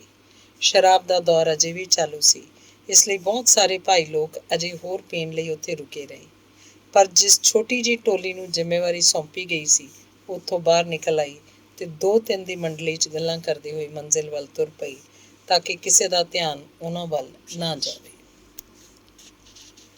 ਰਾਤ ਬੇਹੱਦ ਸਰਦ ਤੇ ਠੰਡੀ ਸੀ। ਤਾਰਿਆਂ ਭਰੇ ਠਰੇ ਆਸਮਾਨ 'ਚ ਅੱਧਾ ਚੰਦ ਚਮਕ ਰਿਹਾ ਸੀ। ਉਹ ਲੋਕ ਇੱਕ ਉੱਚੀ ਇਮਾਰਤ ਦੇ ਸਾਹਮਣੇ ਵਾਲੇ ਮੈਦਾਨ 'ਚ ਰੁਕ ਕੇ ਇਕੱਠੇ ਹੋਏ। ਰੌਸ਼ਨੀ ਨਾਲ ਜਗਮਗਾਉਂਦੀਆਂ ਖਿੜਕੀਆਂ 'ਚ ਵਰਮਿਸਾ ਹੈਰਾਲਡ ਦਾ ਨਾਂ ਵੱਡੇ ਵੱਡੇ ਸੁਨਹਿਰੇ ਅੱਖਰਾਂ 'ਚ ਲਿਖਿਆ ਹੋਇਆ ਸੀ। ਅੰਦਰੋਂ ਪ੍ਰਿੰਟਿੰਗ ਪ੍ਰੈਸ ਦੇ ਚੱਲਣ ਦੇ ਧੜਕੇ ਦੀ ਆਵਾਜ਼ ਆ ਰਹੀ ਸੀ। ਤੂੰ ਇੱਥੇ ਦਰਵਾਜ਼ੇ ਸਾਹਮਣੇ ਹੀ ਖੜੇ ਰਹਿਣਾ ਤੇ ਇਸ ਗੱਲ ਦਾ ਧਿਆਨ ਰੱਖਣਾ ਕਿ ਭੱਜਣ ਦਾ ਰਸਤਾ ਸਾਫ਼ ਰਹੇ, ਨੇਤਾ ਦੇ ਰੂਪ 'ਚ ਬਾਲਡਵਿਨ ਨੇ ਮੈਕਮੋਡੋ ਨੂੰ ਕਿਹਾ। ਆਰਥਰ ਵਿਲਾਲੀਵਾਈ ਵੀ ਤੇਰੇ ਨਾਲ ਇੱਥੇ ਰੁਕੇਗਾ। ਬਾਕੀ ਸਾਰੇ ਮੇਰੇ ਨਾਲ ਚੱਲਣਗੇ। ਡਰਨ ਦੀ ਕੋਈ ਗੱਲ ਨਹੀਂ ਦੋਸਤੋ, ਕਿਉਂਕਿ ਦਰਜਨਾਂ ਗਵਾਹੀਆਂ ਨੇ ਕਿ ਅਸੀਂ ਇਸ ਸਮੇਂ ਯੂਨੀਅਨ ਬਾਰ ਵਿੱਚ ਮੌਜੂਦ ਹਾਂ। ਉਦੋਂ ਤੱਕ ਤਕਰੀਬਨ ਅੱਧੀ ਰਾਤ ਹੋ ਚੁੱਕੀ ਸੀ ਤੇ ਨਸ਼ੇ 'ਚ ਝੂਮਦੇ ਹੋਏ ਘਰ ਵੱਲ ਜਾਂਦੇ 1-2 ਸ਼ਰਾਬੀਆਂ ਦੇ ਇਲਾਵਾ ਦੂਰ ਦੂਰ ਤੱਕ ਕੋਈ ਨਹੀਂ ਸੀ। ਉਹ ਲੋਕ ਸੜਕ ਵਾਲੇ ਪਾਸੇ ਦੇ ਦਰਵਾਜ਼ੇ ਨੂੰ ਧੱਕ ਕੇ ਅੰਦਰ ਵੜ ਗਏ। ਬਾਲਡਵਿਨ ਤੇ ਉਹਦੇ ਨਾਲ ਦੇ ਲੋਕ ਸਾਹਮਣੇ ਦੀਆਂ ਪੌੜੀਆਂ ਚੜ੍ਹਦੇ ਹੋਏ ਤੇਜ਼ੀ ਨਾਲ ਉੱਪਰ ਚੜ੍ਹ ਗਏ। ਮੈਕਮੋਡੋ ਤੇ ਉਹਦਾ ਸਾਥੀ ਹੇਠਾਂ ਰਹਿ ਗਏ। ਉੱਪਰਲੇ ਕਮਰੇ 'ਚ ਜਦੋਂ ਕਿਸੇ ਦੇ ਚੀਕਣ ਤੋਂ ਬਾਅਦ ਇੱਕ ਜ਼ੋਰਦਾਰ ਚੀਕ ਸੁਣਾਈ ਦਿੱਤੀ। ਉਸ ਪਿੱਛੋਂ ਧਮ-ਧਮ ਕਰਦੇ ਪੈਰਾਂ ਤੇ ਕੁਰਸੀਆਂ ਦੇ ਡਿੱਗਣ ਦੀਆਂ ਆਵਾਜ਼ਾਂ ਆਈਆਂ। ਫਿਰ ਕੁਝ ਛਿਣ ਬਾਅਦ ਹੀ ਸਫੈਦ ਵਾਲਾਂ ਵਾਲਾ ਇੱਕ ਬੁੱਢਾ ਆਦਮੀ ਕਾਹਲ ਨਾਲ ਪੌੜੀਆਂ ਉਤਰਦਾ ਹੋਇਆ ਹੇਠਾਂ ਆਇਆ। ਪਰ ਇਸ ਤੋਂ ਪਹਿਲਾਂ ਕਿ ਬਹੁਤੀ ਦੂਰ ਤੱਕ ਜਾ ਸਕਦਾ, ਉਹਦੇ ਪਿੱਛੇ ਆਉਂਦੇ ਬਾਲਡਵਿਨ ਤੇ ਉਹਦੇ ਸਾਥੀਆਂ ਨੇ ਉਹਨੂੰ ਫੜ ਲਿਆ ਤੇ ਜਿਵੇਂ ਹੀ ਉਹਨੂੰ ਧੜਮ ਕਰਕੇ ਫਰਸ਼ ਉੱਤੇ ਪਟਕਾਇਆ ਤਾਂ ਉਹਦੇ ਹਲਕ 'ਚੋਂ ਇੱਕ ਦਰਦ ਭਰੀ ਕਰਾਹ ਜਿਹੀ ਨਿਕਲੀ। ਉਹਦੀ ਐਨਕ ਹਵਾ 'ਚ ਤੈਰਦੀ ਹੋਈ ਮੈਕਮੂਡੋ ਕੋਲ ਆ ਡਿੱਗੀ। ਉਹ ਆਦਮੀ ਹੁਣ ਜ਼ਮੀਨ ਤੇ ਮੁੱਧਾ ਪਿਆ ਹੋਇਆ ਸੀ ਤੇ ਲਗਭਗ ਅੱਧੀ ਦਰਜਨ ਡੰਡੇ ਉਸ ਉੱਤੇ ਦਨਾ ਦਨ ਵਰ ਰਹੇ ਸਨ। ਉਹ ਵਿਚਾਰਾ ਚੀਕਦਾ ਤੇ ਕਰਾਉਂਦਾ ਹੋਇਆ ਤੜਫਦਾ ਰਿਹਾ ਤੇ ਉਹਦੇ ਸੁੱਕੜ ਪਤਲੇ ਅੰਗ ਸੱਟਾਂ ਦੀ ਮਾਰ ਸਦਕਾ ਪੱਤੇ ਵਾਂਗੂ ਕੰਬਦੇ ਰਹੇ। ਦੂਜੇ ਲੋਕ ਆਖਰਕਾਰ ਰੁਕ ਗਏ, ਪਰ ਬਾਲਡਵਿਨ ਆਪਣੇ ਕਠੋਰ ਚਿਹਰੇ ਉੱਤੇ ਇੱਕ ਕਰੂਰ ਮੁਸਕਾਨ ਚਿਪਕਾਈ ਉਸ ਆਦਮੀ ਦੇ ਸਿਰ ਤੇ ਸੱਟਾਂ ਮਾਰਦਾ ਰਿਹਾ, ਜਿਨ੍ਹਾਂ ਤੋਂ ਲਾਚਾਰ ਤੇ ਨਿਢਾਲ ਹੋਇਆ ਆਦਮੀ ਆਪਣੇ ਹੱਥਾਂ ਨਾਲ ਬਚਣ ਦੀ ਕੋਸ਼ਿਸ਼ ਕਰਦਾ ਰਿਹਾ। ਉਹਦੇ ਚਿੱਟੇ ਵਾਲਾਂ 'ਚ ਕਈ ਜਗ੍ਹਾ ਖੂਨ ਦੇ ਧੱਬੇ ਨਜ਼ਰ ਆਉਣ ਲੱਗ ਪਏ ਸਨ। ਬਾਲਡਵਿਨ ਹੁਣ ਵੀ ਆਪਣੇ ਸ਼ਿਕਾਰ ਤੇ ਝੁਕਿਆ ਹੋਇਆ ਉਸ ਉੱਤੇ ਡੰਡੇ ਵਰਾ ਰਿਹਾ ਸੀ। ਆਖਰ ਮੈਕਮੋਡੋ ਨੇ ਔਲ ਕੇ ਉਹਨੂੰ ਪਿੱਛੇ ਵੱਲ ਧੱਕਦਿਆਂ ਹੋਇਆ ਕਿਹਾ, ਹੁਣ ਛੱਡ ਵੀ, ਤੂੰ ਤਾਂ ਉਹਨੂੰ ਜਾਨੋਂ ਹੀ ਮਾਰ ਦੇਂਗਾ। ਹਟ ਸਾਲਿਆ, ਬਾਲਡਵਿਨ ਨੇ ਯਕਦਮ ਭੜਕੀ ਆਵਾਜ਼ ਵਿੱਚ ਕਿਹਾ। ਤੂੰ ਕੌਣ ਹੁੰਦਾ ਵਿਚਕਾਰ ਬੋਲਣ ਵਾਲਾ? ਹਟ ਪਿੱਛੇ, ਨਹੀਂ ਤਾਂ ਸਿਰ ਤੋੜ ਦਿਆਂਗਾ। ਕਹਿੰਦਿਆਂ ਹੋਇਆ ਉਹਨੇ ਆਪਣਾ ਡੰਡਾ ਉਸ ਵੱਲ ਉਲਾਰ ਲਿਆ, ਪਰ ਮੈਕਮੋਡੋ ਨੇ ਫੁਰਤੀ ਨਾਲ ਆਪਣੀ ਪਿਸਤੌਲ ਕੱਢ ਕੇ ਉਸ ਵੱਲ ਤਾਣ ਲਈ। ਤੂੰ ਖੁਦ ਪਿੱਛੇ ਹਟ ਜਾ, ਉਹ ਗੜਕਿਆ, ਨਹੀਂ ਤਾਂ ਗੋਲੀ ਮਾਰ ਦਿਆਂਗਾ। ਬੇਵਕੂਫ ਆਦਮੀ, ਕੀ ਬੌਡੀ ਮਾਸਟਰ ਨੇ ਖੁਦ ਇਹ ਹੁਕਮ ਨਹੀਂ ਦਿੱਤਾ ਕਿ ਇਸ ਆਦਮੀ ਨੂੰ ਜਾਨੋਂ ਨਹੀਂ ਮਾਰਨਾ? ਇਹ ਗੱਲ ਤਾਂ ਸੱਚ ਹੈ, ਉਹਨਾਂ 'ਚੋਂ ਇੱਕ ਨੇ ਕਿਹਾ, ਤੇ ਆਪਸ 'ਚ ਉਲਝਣ ਦੀ ਬਜਾਏ ਹੁਣ ਬਸ ਭੱਜ ਲਓ ਇੱਥੋਂ, ਇੱਕ ਹੋਰ ਨੇ ਕਿਹਾ। ਆਸੇ ਪਾਸੇ ਦੇ ਮਕਾਨਾਂ 'ਚ ਰੌਸ਼ਨੀ ਹੋਣ ਲੱਗ ਪਈ ਹੈ। ਕੁਝ ਮਿੰਟਾਂ 'ਚ ਹੀ ਇੱਥੇ ਭੀੜ ਇਕੱਠੀ ਹੋ ਜਾਏਗੀ। ਵਾਕਈ ਬਹੁਤ ਸਾਰੇ ਲੋਕਾਂ ਦੀਆਂ ਆਵਾਜ਼ਾਂ ਸੁਣਾਈ ਦੇਣ ਲੱਗੀਆਂ ਸਨ ਤੇ ਪ੍ਰੈਸ ਮਸ਼ੀਨ ਦੇ ਹਾਲ ਵਿੱਚੋਂ ਕੁਝ ਕੰਪੋਜ਼ਿਟਰਸ ਤੇ ਪ੍ਰੈਸਮੈਨ ਇਕੱਠੇ ਹੋ ਕੇ ਬਾਹਰ ਨਿਕਲਣ ਲੱਗੇ ਸਨ। ਉਹਨਾਂ ਲੋਕਾਂ ਨੂੰ ਆਉਂਦੇ ਵੇਖ ਕੇ ਉਹ 6 ਗੁੰਡੇ ਸੰਪਾਦਕ ਦੇ ਨਿੱਸਲ ਸਰੀਰ ਨੂੰ ਅੱਧਮਰੀ ਹਾਲਤ ਵਿੱਚ ਪੌੜੀਆਂ ਕੋਲ ਛੱਡ ਕੇ ਉੱਥੋਂ ਭੱਜ ਗਏ ਤੇ ਕਾਹਲ ਨਾਲ ਸੜਕ ਤੇ ਦੌੜਦੇ ਚਲੇ ਗਏ। ਯੂਨੀਅਨ ਹਾਊਸ ਦੇ ਨੇੜੇ ਪਹੁੰਚ ਕੇ ਕੁਝ ਤਾਂ ਮੈਕਸਿਟੀ ਦੇ ਸ਼ਰਾਬਖਾਨੇ ਦੀ ਭੀੜ 'ਚ ਸ਼ਾਮਲ ਹੋ ਗਏ ਤੇ ਉਹਨੂੰ ਇਹ ਦੱਸਣ ਲੱਗੇ ਕਿ ਕੰਮ ਬੜੇ ਵਧੀਆ ਤਰੀਕੇ ਨਾਲ ਨਿਪਟਾ ਦਿੱਤਾ ਗਿਆ। ਬਾਕੀ ਲੋਕ, ਜਿਨ੍ਹਾਂ 'ਚ ਮੈਕਮੂਡੋ ਵੀ ਸੀ, ਆਸੇ-ਪਾਸੇ ਦੀਆਂ ਗਲੀਆਂ 'ਚ ਵੜ ਗਏ ਤੇ ਚੱਕਰਦਾਰ ਰਸਤਿਆਂ ਤੋਂ ਹੁੰਦੇ ਹੋਏ ਆਪਣੇ ਘਰਾਂ ਵੱਲ ਚਲੇ ਗਏ। ਕਾਂਡ ਚੌਥਾ, ਦਹਿਸ਼ਤ ਦੀ ਘਾਟੀ। ਜਦੋਂ ਮੈਕਮੋਡੋ ਅਗਲੀ ਸਵੇਰ ਉੱਠਿਆ ਤਾਂ ਯੂਨੀਅਨ ਹਾਊਸ ਦੀਆਂ ਘਟਨਾਵਾਂ ਨੂੰ ਯਾਦ ਰੱਖਣ ਦਾ ਸਭ ਤੋਂ ਵੱਡਾ ਕਾਰਨ ਤਾਂ ਇਹੀ ਸੀ ਕਿ ਰਾਤ ਨੂੰ ਬੇਤਹਾਸ਼ਾ ਸ਼ਰਾਬ ਪੀ ਜਾਣ ਕਰਕੇ ਉਹਦਾ ਸਿਰ ਬੁਰੀ ਤਰ੍ਹਾਂ ਦੁਖ ਰਿਹਾ ਸੀ। ਦੂਜਾ, ਉਹਦੀ ਬਾਂਹ, ਜਿਸ ਉੱਤੇ ਗਰਮ ਲੋਹੇ ਨਾਲ ਉਹ ਨਿਸ਼ਾਨ ਦਾਗਿਆ ਗਿਆ ਸੀ, ਹੁਣ ਕਾਫੀ ਸੁੱਜ ਗਈ ਸੀ ਤੇ ਉਸ ਵਿੱਚ ਬੇਤਹਾਸ਼ਾ ਜਲਨ ਹੋ ਰਹੀ ਸੀ। ਆਪਣੀ ਕਮਾਈ ਦਾ ਇੱਕ ਹੋਰ ਵਿਸ਼ੇਸ਼ ਸਰੋਤ ਹੋਣ ਕਰਕੇ ਉਹ ਆਪਣੇ ਕੰਮ ਤੇ ਨਿਯਮ ਨਾਲ ਨਹੀਂ ਸੀ ਜਾਂਦਾ। ਇਸ ਲਈ ਉਹਨੇ ਉਸ ਦਿਨ ਦੇਰ ਨਾਲ ਨਾਸ਼ਤਾ ਕੀਤਾ ਤੇ ਫਿਰ ਦੇਰ ਤੱਕ ਆਪਣੇ ਦੋਸਤਾਂ ਨੂੰ ਲੰਮੀਆਂ ਚਿੱਠੀਆਂ ਲਿਖਣ 'ਚ ਰੁੱਝਿਆ ਰਿਹਾ। ਉਸ ਪਿੱਛੋਂ ਉਹਨੇ ਡੇਲੀ ਹੈਰਲਡ ਨਾਂ ਦਾ ਅਖਬਾਰ ਪੜ੍ਹਿਆ। ਉਸ ਦੇ ਇੱਕ ਵਿਸ਼ੇਸ਼ ਕਾਲਮ 'ਚ ਆਖਰੀ ਛਿਨਾਂ 'ਚ ਦਿੱਤੀ ਗਈ ਖਬਰ ਇਸ ਤਰ੍ਹਾਂ ਸੀ: ਹੈਰਲਡ ਆਫਿਸ 'ਤੇ ਹਮਲਾ, ਸੰਪਾਦਕ ਗੰਭੀਰ ਰੂਪ 'ਚ ਜ਼ਖਮੀ। ਉਹ ਇਸ ਘਟਨਾ ਦਾ ਸੰਖੇਪ ਵੇਰਵਾ ਸੀ ਜਿਸ ਬਾਰੇ ਉਸ ਖਬਰ ਨੂੰ ਲਿਖਣ ਵਾਲੇ ਨਾਲੋਂ ਵਧੇਰੇ ਚੰਗੀ ਤਰ੍ਹਾਂ ਜਾਣਦਾ ਸੀ। ਉਹ ਖਬਰ ਦੇ ਅਖੀਰ 'ਚ ਲਿਖਿਆ ਸੀ, ਇਹ ਮਾਮਲਾ ਹੁਣ ਪੁਲਿਸ ਦੇ ਹੱਥ ਵਿੱਚ ਹੈ, ਪਰ ਇਸ ਗੱਲ ਦੀ ਘੱਟ ਹੀ ਉਮੀਦ ਹੈ ਕਿ ਇਸ ਮਾਮਲੇ 'ਚ ਕੀਤੇ ਗਏ ਪ੍ਰਯਤਨਾਂ ਦਾ ਨਤੀਜਾ ਪਹਿਲਾਂ ਦੇ ਮੁਕਾਬਲੇ ਕੋਈ ਵੱਧ ਬਿਹਤਰ ਨਿਕਲੇਗਾ। ਕੁਝ ਲੋਕਾਂ ਨੂੰ ਪਛਾਣ ਲਿਆ ਗਿਆ, ਇਸ ਲਈ ਇੱਕ ਮਾਮੂਲੀ ਜਿਹੀ ਆਸ ਹੈ ਕਿ ਸ਼ਾਇਦ ਉਹਨਾਂ ਨੂੰ ਸਜ਼ਾ ਦਿਵਾਈ ਜਾ ਸਕੇ। ਕਹਿਣ ਦੀ ਲੋੜ ਨਹੀਂ ਕਿ ਇਸ ਸਾਰੇ ਫਸਾਦ ਦੀ ਜੜ ਉਹੀ ਬਦਨਾਮ ਸੰਗਠਨ ਹੈ ਜਿਸ ਨੇ ਇਸ ਨਗਰ ਦੀ ਜਨਤਾ ਨੂੰ ਇੰਨੇ ਲੰਮੇ ਸਮੇਂ ਤੋਂ ਬੰਧਕ ਬਣਾ ਰੱਖਿਆ ਹੈ ਤੇ ਜਿਹਦੇ ਖਿਲਾਫ ਤੁਹਾਡੇ ਇਸ ਅਖਬਾਰ ਨੇ ਆਵਾਜ਼ ਬੁਲੰਦ ਕੀਤੀ ਹੋਈ ਹੈ। ਮਿਸਟਰ ਸਟੈਂਜਰ ਦੇ ਅਸੰਖ ਮਿੱਤਰਾਂ ਤੇ ਹਤੈਸ਼ੀਆਂ ਨੂੰ ਇਹ ਜਾਣ ਕੇ ਬੜੀ ਖੁਸ਼ੀ ਹੋਏਗੀ ਕਿ ਭਾਵੇਂ ਉਹਨਾਂ ਨੂੰ ਬੜੀ ਬੇਰਹਿਮੀ ਨਾਲ ਕੁੱਟਿਆ ਮਾਰਿਆ ਗਿਆ ਸੀ ਤੇ ਉਹਨਾਂ ਦੇ ਸਿਰ 'ਤੇ ਬੜੀਆਂ ਗੰਭੀਰ ਸੱਟਾਂ ਵੀ ਮਾਰੀਆਂ ਗਈਆਂ ਸਨ, ਫਿਰ ਵੀ ਉਹਨਾਂ ਦੀ ਜਾਨ ਨੂੰ ਫਿਲਹਾਲ ਕੋਈ ਖਤਰਾ ਨਹੀਂ ਹੈ। ਇਹਦੇ ਹੇਠਾਂ ਲਿਖਿਆ ਸੀ ਕਿ ਆਫਿਸ ਦੀ ਸੁਰੱਖਿਆ ਦੇ ਲਈ ਹਥਿਆਰਬੰਦ ਪੁਲਿਸ ਦਾ ਪਹਿਰਾ ਤਾਇਨਾਤ ਕਰ ਦਿੱਤਾ ਗਿਆ। ਮੈਕਮੋਡੋ ਨੇ ਅਖਬਾਰ ਰੱਖ ਦਿੱਤਾ ਤੇ ਆਪਣਾ ਪਾਈਪ ਸੁਲਗਾਇਆ। ਉਦੋਂ ਹੀ ਦਰਵਾਜ਼ੇ 'ਤੇ ਦਸਤਕ ਹੋਈ ਤੇ ਉਹਦੀ ਮਕਾਨ ਮਾਲਕਣ ਨੇ ਉਹਨੂੰ ਕਾਗਜ਼ ਦਾ ਇੱਕ ਟੁਕੜਾ ਲਿਆ ਕੇ ਦਿੱਤਾ ਜਿਹੜਾ ਇੱਕ ਮੁੰਡਾ ਹੁਣੇ ਉਹਨੂੰ ਦੇ ਕੇ ਗਿਆ ਸੀ। ਉਸ ਉੱਤੇ ਕਿਸੇ ਦੇ ਦਸਤਖਤ ਨਹੀਂ ਸਨ। ਲਿਖਿਆ ਸੀ, ਇੱਕ ਜ਼ਰੂਰੀ ਗੱਲ ਕਰਨ ਲਈ ਮੈਂ ਤੁਹਾਨੂੰ ਮਿਲਣਾ ਚਾਹੁੰਦਾ। ਮੇਰਾ ਆਉਣਾ ਸੰਭਵ ਨਹੀਂ, ਬਿਹਤਰ ਹੋਏਗਾ ਤੁਸੀਂ ਮਿਲਰ ਹਿੱਲ 'ਤੇ ਆ ਕੇ ਮੈਨੂੰ ਮਿਲੋ। ਮੇਰੇ ਕੋਲ ਇੱਕ ਅਜਿਹੀ ਖਬਰ ਹੈ ਜਿਹੜੀ ਤੁਹਾਡੇ ਲਈ ਸੁਣਨੀ ਤੇ ਮੇਰੇ ਲਈ ਦੱਸਣੀ ਬੜੀ ਜ਼ਰੂਰੀ ਹੈ। ਮੈਕਮੋਡੋ ਨੇ ਬੜੀ ਹੈਰਾਨੀ ਨਾਲ ਉਸ ਸੁਨੇਹੇ ਨੂੰ ਪੜ੍ਹਿਆ। ਉਹਦੀ ਸਮਝ 'ਚ ਨਾ ਆਇਆ ਕਿ ਉਹਨੂੰ ਭੇਜਣ ਵਾਲਾ ਕੌਣ ਹੋ ਸਕਦਾ। ਜੇ ਉਹ ਕਿਸੇ ਔਰਤ ਦਾ ਲਿਖਿਆ ਹੋਇਆ ਹੁੰਦਾ ਤਾਂ ਉਹ ਸ਼ਾਇਦ ਇਹ ਸਮਝਦਾ ਕਿ ਉਹਨਾਂ ਪ੍ਰੇਮ ਪ੍ਰਸੰਗਾਂ ਵਿੱਚੋਂ ਕਿਸੇ ਇੱਕ ਦੀ ਸ਼ੁਰੂਆਤ ਹੈ ਜਿਨ੍ਹਾਂ ਤੋਂ ਉਹ ਆਪਣੀ ਪਹਿਲੀ ਦੀ ਜ਼ਿੰਦਗੀ 'ਚ ਚੰਗੀ ਤਰ੍ਹਾਂ ਜਾਣੂ ਹੋ ਚੁੱਕਾ ਸੀ। ਪਰ ਉਹ ਸੁਨੇਹਾ ਕਿਸੇ ਆਦਮੀ ਦਾ ਲਿਖਿਆ ਹੋਇਆ ਸੀ, ਉਹ ਵੀ ਕਿਸੇ ਚੰਗੇ ਪੜ੍ਹੇ ਲਿਖੇ ਤੇ ਸੱਭਿਅਕ ਆਦਮੀ ਦਾ। ਆਖਰ ਥੋੜ੍ਹੀ ਹਿਚਕਚਾਹਟ ਪਿੱਛੋਂ ਉਹਨੇ ਇਸ ਮਸਲੇ ਨੂੰ ਜਾ ਕੇ ਦੇਖ ਲੈਣ ਦਾ ਫੈਸਲਾ ਕਰ ਲਿਆ। ਮਿਲਰ ਹਿੱਲ ਅਸਲ ਵਿੱਚ ਇੱਕ ਉਜਾੜ ਜਿਹੇ ਪਾਰਕ ਦਾ ਨਾਂ ਸੀ ਜਿਹੜਾ ਬਸਤੀ ਦੇ ਵਿਚਕਾਰ ਸਥਿਤ ਸੀ। ਗਰਮੀਆਂ 'ਚ ਉੱਥੇ ਲੋਕਾਂ ਦੀ ਭਰਮਾਰ ਰਹਿੰਦੀ, ਪਰ ਕੜਾਕੇ ਦੀ ਸਰਦੀ ਦੇ ਮੌਸਮ 'ਚ ਲਗਭਗ ਉਜਾੜ ਤੇ ਸੁੰਨਸਾਨ ਜਿਹਾ ਹੀ ਰਹਿੰਦਾ ਸੀ। ਵਿਚਕਾਰ ਇੱਕ ਉੱਚਾ ਟਿੱਲਾ ਸੀ ਜਿਸ ਉੱਪਰ ਖੜ੍ਹੇ ਹੋਣ ਪਿੱਛੋਂ ਨਾ ਸਿਰਫ ਉਹ ਖਿਲਰੀ ਪੁਲਰੀ ਬਦਹਾਲ ਬਸਤੀ ਦੇਖੀ ਜਾ ਸਕਦੀ ਸੀ, ਬਲਕਿ ਹੇਠਲੇ ਪਾਸੇ ਦੀ ਚਮਕਦਾਰ ਘਾਟੀ ਨੂੰ ਤੇ ਉਹਦੀਆਂ ਢਲਵਾਨਾਂ ਤੇ ਵਿਛੀ ਖਦਾਨਾਂ ਤੇ ਚਿਮਨੀਆਂ ਨਾਲ ਕਾਲੀ ਹੋਈ ਬਰਫ਼ ਤੇ ਉਸ ਤੋਂ ਪਿੱਛੇ ਬਰਫਾਨੀ ਪਹਾੜੀਆਂ ਦੀ ਲੰਮੀ ਲੜੀ ਸਭ ਕੁਝ ਦਿਖਾਈ ਦਿੰਦਾ ਸੀ। ਮੈਕਮੋਡੋ ਝਾੜੀਆਂ ਵਿੱਚੋਂ ਲੰਘਦੇ ਲਹਿਰਦਾਰ ਰਸਤੇ ਤੇ ਟਹਿਲਦਾ ਹੋਇਆ ਉਸ ਰੈਸਟੋਰੈਂਟ ਤੱਕ ਪਹੁੰਚ ਗਿਆ ਜਿਹੜਾ ਗਰਮੀਆਂ 'ਚ ਹਮੇਸ਼ਾ ਲੋਕਾਂ ਦੀ ਭੀੜ ਨਾਲ ਭਰਿਆ ਰਹਿੰਦਾ ਸੀ, ਪਰ ਉਸ ਸਮੇਂ ਤਕਰੀਬਨ ਖਾਲੀ ਪਿਆ ਸੀ। ਨੇੜੇ ਇੱਕ ਛਤਰੀ ਜਿਹੀ ਬਣੀ ਹੋਈ ਸੀ ਜਿਸ ਹੇਠ ਇੱਕ ਆਦਮੀ ਆਪਣੇ ਓਵਰਕੋਟ ਦੇ ਕਾਲਰ ਉੱਪਰ ਚੁੱਕੀ ਤੇ ਸਿਰ ਦੇ ਹੈਟ ਨੂੰ ਅਗਾਂਹ ਵੱਲ ਝੁਕਾਈ ਬੈਠਾ ਸੀ। ਜਦੋਂ ਉਸਨੇ ਆਪਣਾ ਚਿਹਰਾ ਮੈਕਮੋਡੋ ਵੱਲ ਘੁਮਾਇਆ ਤਾਂ ਉਹਨੇ ਦੇਖਿਆ ਕਿ ਉਹ ਬ੍ਰਦਰ ਮੌਰਿਸ ਸੀ ਜਿਹਨੇ ਪਿਛਲੀ ਰਾਤ ਬਾਡੀ ਮਾਸਟਰ ਦੇ ਗੁੱਸੇ ਨੂੰ ਭੜਕਾ ਦਿੱਤਾ ਸੀ। ਦੋਵਾਂ ਨੇ ਇੱਕ ਦੂਜੇ ਨੂੰ ਸੁਸਾਇਟੀ ਦੇ ਨਿਯਮਾਂ ਅਨੁਸਾਰ ਜੀ ਆਇਆਂ ਆਖਿਆ।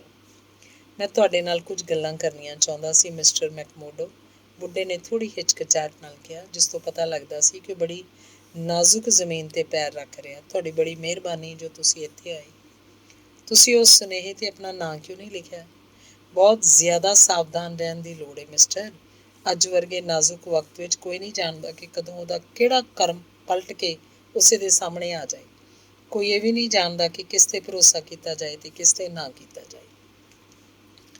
ਪਰ ਯੂਨੀਅਨ ਦੇ ਆਪਣੇ ਭਰਾਵਾਂ 'ਤੇ ਤਾਂ ਭਰੋਸਾ ਕੀਤਾ ਹੀ ਜਾ ਸਕਦਾ ਨਾ। ਨਹੀਂ ਨਹੀਂ, ਹਮੇਸ਼ਾ ਨਹੀਂ। ਮਾਰਸ ਨੇ ਤਿੱਖੀ ਸੁਰ 'ਚ ਕਿਹਾ। ਅਸੀਂ ਜੋ ਕੁਝ ਵੀ ਕਹਿੰਦੇ ਹਾਂ, ਇੱਥੋਂ ਤੱਕ ਕਿ ਜੋ ਕੁਝ ਵੀ ਸੋਚਦੇ ਹਾਂ, ਉਹ ਸਭ ਗੱਲਾਂ ਉਸ ਆਦਮੀ ਮੈਕਜ਼ਿੰਟੀ ਤੱਕ ਪਹੁੰਚ ਜਾਂਦੀਆਂ ਨੇ।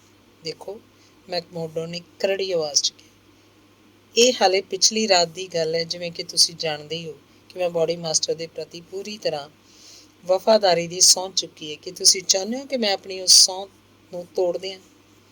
ਜੇ ਤੁਸੀਂ ਇੰਝ ਸੋਚਦੇ ਹੋ ਤਾਂ ਫਿਰ ਮੈਨੂੰ ਅਫਸੋਸ ਹੈ ਕਿ ਮੈਂ ਤੁਹਾਨੂੰ ਇੱਥੇ ਆ ਕੇ ਮਿਲਣ ਦੀ ਤਕਲੀਫ ਬੇਕਾਰ ਹੀ ਦਿੱਤੀ। ਮੌਰਿਸ ਨੇ ਬੜੀ ਗਮਗੀਨ ਸੁਰ ਵਿੱਚ ਕਿਹਾ, ਜੇ ਇਸ ਸੁਤੰਤਰ ਦੇਸ਼ 'ਚ ਦੋ ਆਜ਼ਾਦ ਨਾਗਰਿਕ ਬਿਨਾਂ ਕਿਸੇ ਭੈ ਦੇ ਇੱਕ ਦੂਜੇ ਦੇ ਨਾਲ ਆਪਣੇ ਵਿਚਾਰਾਂ ਦਾ ਆਦਾਨ ਪ੍ਰਦਾਨ ਨਹੀਂ ਕਰ ਸਕਦੇ ਤਾਂ ਇਹਦਾ ਮਤਲਬ ਸਾਫ਼ ਹੈ ਕਿ ਹਾਲਾਤ ਬੜੇ ਹੀ ਖਤਰਨਾਕ ਮੋੜ 'ਤੇ ਪਹੁੰਚ ਗਏ। ਮੈਕਮੋਰਡੋ, ਜਿਹੜਾ ਦੂਜੇ ਆਦਮੀ ਦਾ ਬੜਾ ਬਰੀਕੀ ਨਾਲ ਨਿਰੀਖਣ ਕਰਦਾ ਹੋਇਆ ਉਹਨੂੰ ਜਾਂਚ ਰਿਹਾ ਸੀ, ਥੋੜ੍ਹਾ ਜਿਹਾ ਢਹਿਲਾ ਪੈਂਦਾ ਹੋਇਆ ਬੋਲਿਆ, ਦੇਖੋ ਮਿਸਟਰ ਮੌਰਿਸ, ਤੁਸੀਂ ਜਾਣਦੇ ਹੋ ਕਿ ਮੈਂ ਇੱਥੇ ਨਵਾਂ ਆਇਆ ਅਤੇ ਇੱਥੋਂ ਦੇ ਹਾਲਾਤ ਬਾਰੇ ਪੂਰੀ ਤਰ੍ਹਾਂ ਅਣਜਾਣ ਅਤੇ ਅਜਨਬੀ ਹਾਂ। ਇਸ ਲਈ ਬੇਮਤਲਬੀ ਮੂੰਹ ਖੋਲ੍ਹਣਾ ਮੇਰਾ ਕੰਮ ਨਹੀਂ ਹੈ। ਪਰ ਜੇ ਤੁਸੀਂ ਮੈਨੂੰ ਕੁਝ ਕਹਿਣਾ ਚਾਹੁੰਦੇ ਹੋ ਤਾਂ ਮੈਂ ਉਹਨੂੰ ਸੁਣਨ ਲਈ ਤਿਆਰ ਹਾਂ। ਅਤੇ ਉਸ ਤੋਂ ਬਾਅਦ ਸਭ ਕੁਝ ਬਾਸ ਮੈਕਜ਼ਿੰਟੀ ਦੇ ਸਾਹਮਣੇ ਜਾ ਕੇ ਉਗਲਦੇ ਹੋਗੇ। ਮਾਰਸ ਨੇ ਗੁਸੈਲ ਭਰੀ ਸੁਰ 'ਚ ਕਿਹਾ, ਜੇ ਤੁਸੀਂ ਇੰਝ ਸੋਚਦੇ ਹੋ ਤਾਂ ਮੈਂ ਤੁਹਾਨੂੰ ਕਹਾਂਗਾ ਕਿ ਤੁਸੀਂ ਮੇਰੇ ਨਾਲ ਅਨਿਆਂ ਕਰ ਰਹੇ ਹੋ। ਮੈਕਮੋਰਡੋ ਨੇ ਜ਼ੋਰਦਾਰ ਸ਼ਬਦਾਂ 'ਚ ਵਿਰੋਧ ਕਰਦੇ ਹੋਏ ਕਿਹਾ, ਆਪਣੇ ਬਾਰੇ 'ਚ ਮੈਂ ਤੁਹਾਨੂੰ ਪਹਿਲਾਂ ਹੀ ਸਾਫ਼ ਦੱਸ ਦੇਣਾ ਚਾਹੁੰਦਾ ਕਿ ਮੈਂ ਸੁਸਾਇਟੀ ਤੇ ਯੂਨੀਅਨ ਦਾ ਵਫਾਦਾਰ ਸੇਵਕ ਜ਼ਰੂਰ ਹਾਂ, ਪਰ ਕੋਈ ਚੁਗਲਖੋਰ ਟਾਈਪ ਦਾ ਨੀਚ ਆਦਮੀ ਨਹੀਂ। ਇਸ ਲਈ ਇੰਨਾ ਵਿਸ਼ਵਾਸ ਤਾਂ ਮੈਂ ਤੁਹਾਨੂੰ ਦਵਾ ਹੀ ਸਕਦਾ ਕਿ ਜੋ ਕੁਝ ਵੀ ਤੁਸੀਂ ਮੈਨੂੰ ਕਹੋਗੇ ਉਹਦਾ ਪਤਾ ਕਿਸੇ ਤੀਜੇ ਨੂੰ ਕਦੀ ਨਹੀਂ ਲੱਗੇਗਾ। ਪਰ ਇਹਦੇ ਨਾਲ ਤੁਸੀਂ ਇਹ ਵੀ ਯਾਦ ਰੱਖਣਾ ਕਿ ਮੇਰੇ ਵੱਲੋਂ ਤੁਹਾਨੂੰ ਕਿਸੇ ਕਿਸਮ ਦੀ ਕੋਈ ਮਦਦ ਜਾਂ ਹਮਦਰਦੀ ਵਗੈਰਾ ਵੀ ਨਹੀਂ ਮਿਲਣ ਵਾਲੀ। ਮੈਂ ਹੁਣ ਇਹਨਾਂ ਦੋਵਾਂ ਦੀ ਹੀ ਕਿਤੋਂ ਮਿਲਣ ਦੀ ਉਮੀਦ ਛੱਡ ਦਿੱਤੀ ਹੈ। ਮੌਰਿਸ ਨੇ ਕਿਹਾ, ਜੋ ਕੁਝ ਮੈਂ ਤੁਹਾਨੂੰ ਦੱਸਣ ਲੱਗਾ ਉਹਨੂੰ ਦੱਸ ਕੇ ਇੱਕ ਤਰ੍ਹਾਂ ਨਾਲ ਮੈਂ ਆਪਣੀ ਜ਼ਿੰਦਗੀ ਹੀ ਤੁਹਾਡੇ ਹੱਥਾਂ 'ਚ ਸੌਂਪ ਰਿਹਾ। ਪਰ ਤੁਸੀਂ ਭਾਵੇਂ ਕਿੰਨੇ ਬੁਰੇ ਹੋ ਅਤੇ ਕੱਲ੍ਹ ਰਾਤ ਜੋ ਕੁਝ ਮੈਂ ਦੇਖਿਆ ਉਸ ਤੋਂ ਮੈਨੂੰ ਲੱਗਦਾ ਹੈ ਕਿ ਤੁਸੀਂ ਉਹਨਾਂ ਵਿੱਚੋਂ ਸਭ ਤੋਂ ਬੁਰਾ ਬਣਨ ਦੀ ਤਿਆਰੀ 'ਚ ਜੁਟ ਗਏ ਹੋ। ਫਿਰ ਵੀ ਅਜੇ ਨਵੇਂ ਹੋ ਅਤੇ ਤੁਹਾਡੀ ਆਤਮਾ ਦਾ ਹਾਲੇ ਇੰਨਾ ਪਤਨ ਨਹੀਂ ਹੋਏਗਾ ਜਿੰਨਾ ਕਿ ਉਹਨਾਂ ਦਾ ਹੋ ਚੁੱਕਿਆ ਹੈ। ਇਹੀ ਸੋਚ ਕੇ ਮੈਂ ਇਸ ਫੈਸਲੇ 'ਤੇ ਪਹੁੰਚੀ ਹਾਂ ਕਿ ਤੁਹਾਨੂੰ ਮਿਲ ਕੇ ਗੱਲ ਕੀਤੀ ਜਾਏ। ਚਲੋ ਦੱਸੋ, ਤੁਸੀਂ ਕੀ ਕਹਿਣਾ ਚਾਹੁੰਦੇ ਹੋ? ਜੇ ਤੁਸੀਂ ਮੈਨੂੰ ਧੋਖਾ ਦਿੱਤਾ ਤਾਂ ਭਗਵਾਨ ਹੀ ਤੁਹਾਨੂੰ ਸੁਲਝੇਗਾ। ਮੈਂ ਭਗਵਾਨ ਨੂੰ ਸਾਕਸ਼ੀ ਮੰਨ ਕੇ ਇਹ ਗੱਲ ਕਹਿਣਾ ਕਿ ਮੈਂ ਅਜਿਹਾ ਕੁਝ ਨਹੀਂ ਕਰਾਂਗਾ। ਫਿਰ ਮੈਂ ਤੁਹਾਤੋਂ ਇਹ ਜਾਣਨਾ ਚਾਹੁੰਦਾ ਕਿ ਜਦੋਂ ਤੁਸੀਂ ਸ਼ਿਕਾਗੋ 'ਚ ਇਸ ਫ੍ਰੀਮੈਨ ਸੁਸਾਇਟੀ ਦੇ ਮੈਂਬਰ ਬਣੇ ਅਤੇ ਤੁਸੀਂ ਵਫਾਦਾਰੀ ਦੇ ਨਾਲ ਨਾਲ ਪਰਉਪਕਾਰ ਅਤੇ ਦੂਜਿਆਂ ਦੀ ਸੇਵਾ ਕਰਨ ਦੀ ਸਹੁੰ ਖਾਧੀ ਸੀ, ਕਿ ਉਦੋਂ ਤੁਹਾਡੇ ਦਿਮਾਗ 'ਚ ਇਹ ਗੱਲ ਆਈ ਸੀ ਕਿ ਇਹ ਰਸਤਾ ਤੁਹਾਨੂੰ ਜੁਰਮ ਦੀ ਦੁਨੀਆ ਵੱਲ ਲੈ ਜਾਏਗਾ? ਬਸ਼ਰਤੇ ਕਿ ਇਹ ਜੁਰਮ ਹੋਏ, ਮੈਕਮੋਰਡੋ ਨੇ ਜਵਾਬ ਦਿੱਤਾ। ਜੁਰਮ ਨਹੀਂ ਹੈ ਇਹ, ਮਾਰਸ ਯਕਦਮ ਤਿੱਖੀ ਆਵਾਜ਼ 'ਚ ਬੋਲਿਆ, ਜਿਸ ਵਿੱਚ ਭਾਵੁਕਤਾ ਭਰੀ ਥਰਥਰਾਹਟ ਸੀ। ਜੇ ਇਹ ਜੁਰਮ ਨਹੀਂ ਹੈ ਤੇ ਫਿਰ ਮੈਂ ਨਹੀਂ ਜਾਣਦਾ ਕਿ ਜੁਰਮ ਕਿਸ ਨੂੰ ਕਹਿੰਦੇ ਨੇ। ਕਿ ਪਿਛਲੀ ਰਾਤ ਇੱਕ ਅਜਿਹੇ ਬੁੱਢੇ ਆਦਮੀ ਨੂੰ, ਜਿਹੜਾ ਉਮਰ ਵਿੱਚ ਤੁਹਾਡੇ ਪਿਤਾ ਸਮਾਨ ਸੀ, ਕੁੱਟ ਕੇ ਲਹੂ ਲੁਹਾਨ ਤੇ ਅੱਧਮੋਇਆ ਕਰ ਦੇਣਾ ਜੁਰਮ ਨਹੀਂ ਹੈ?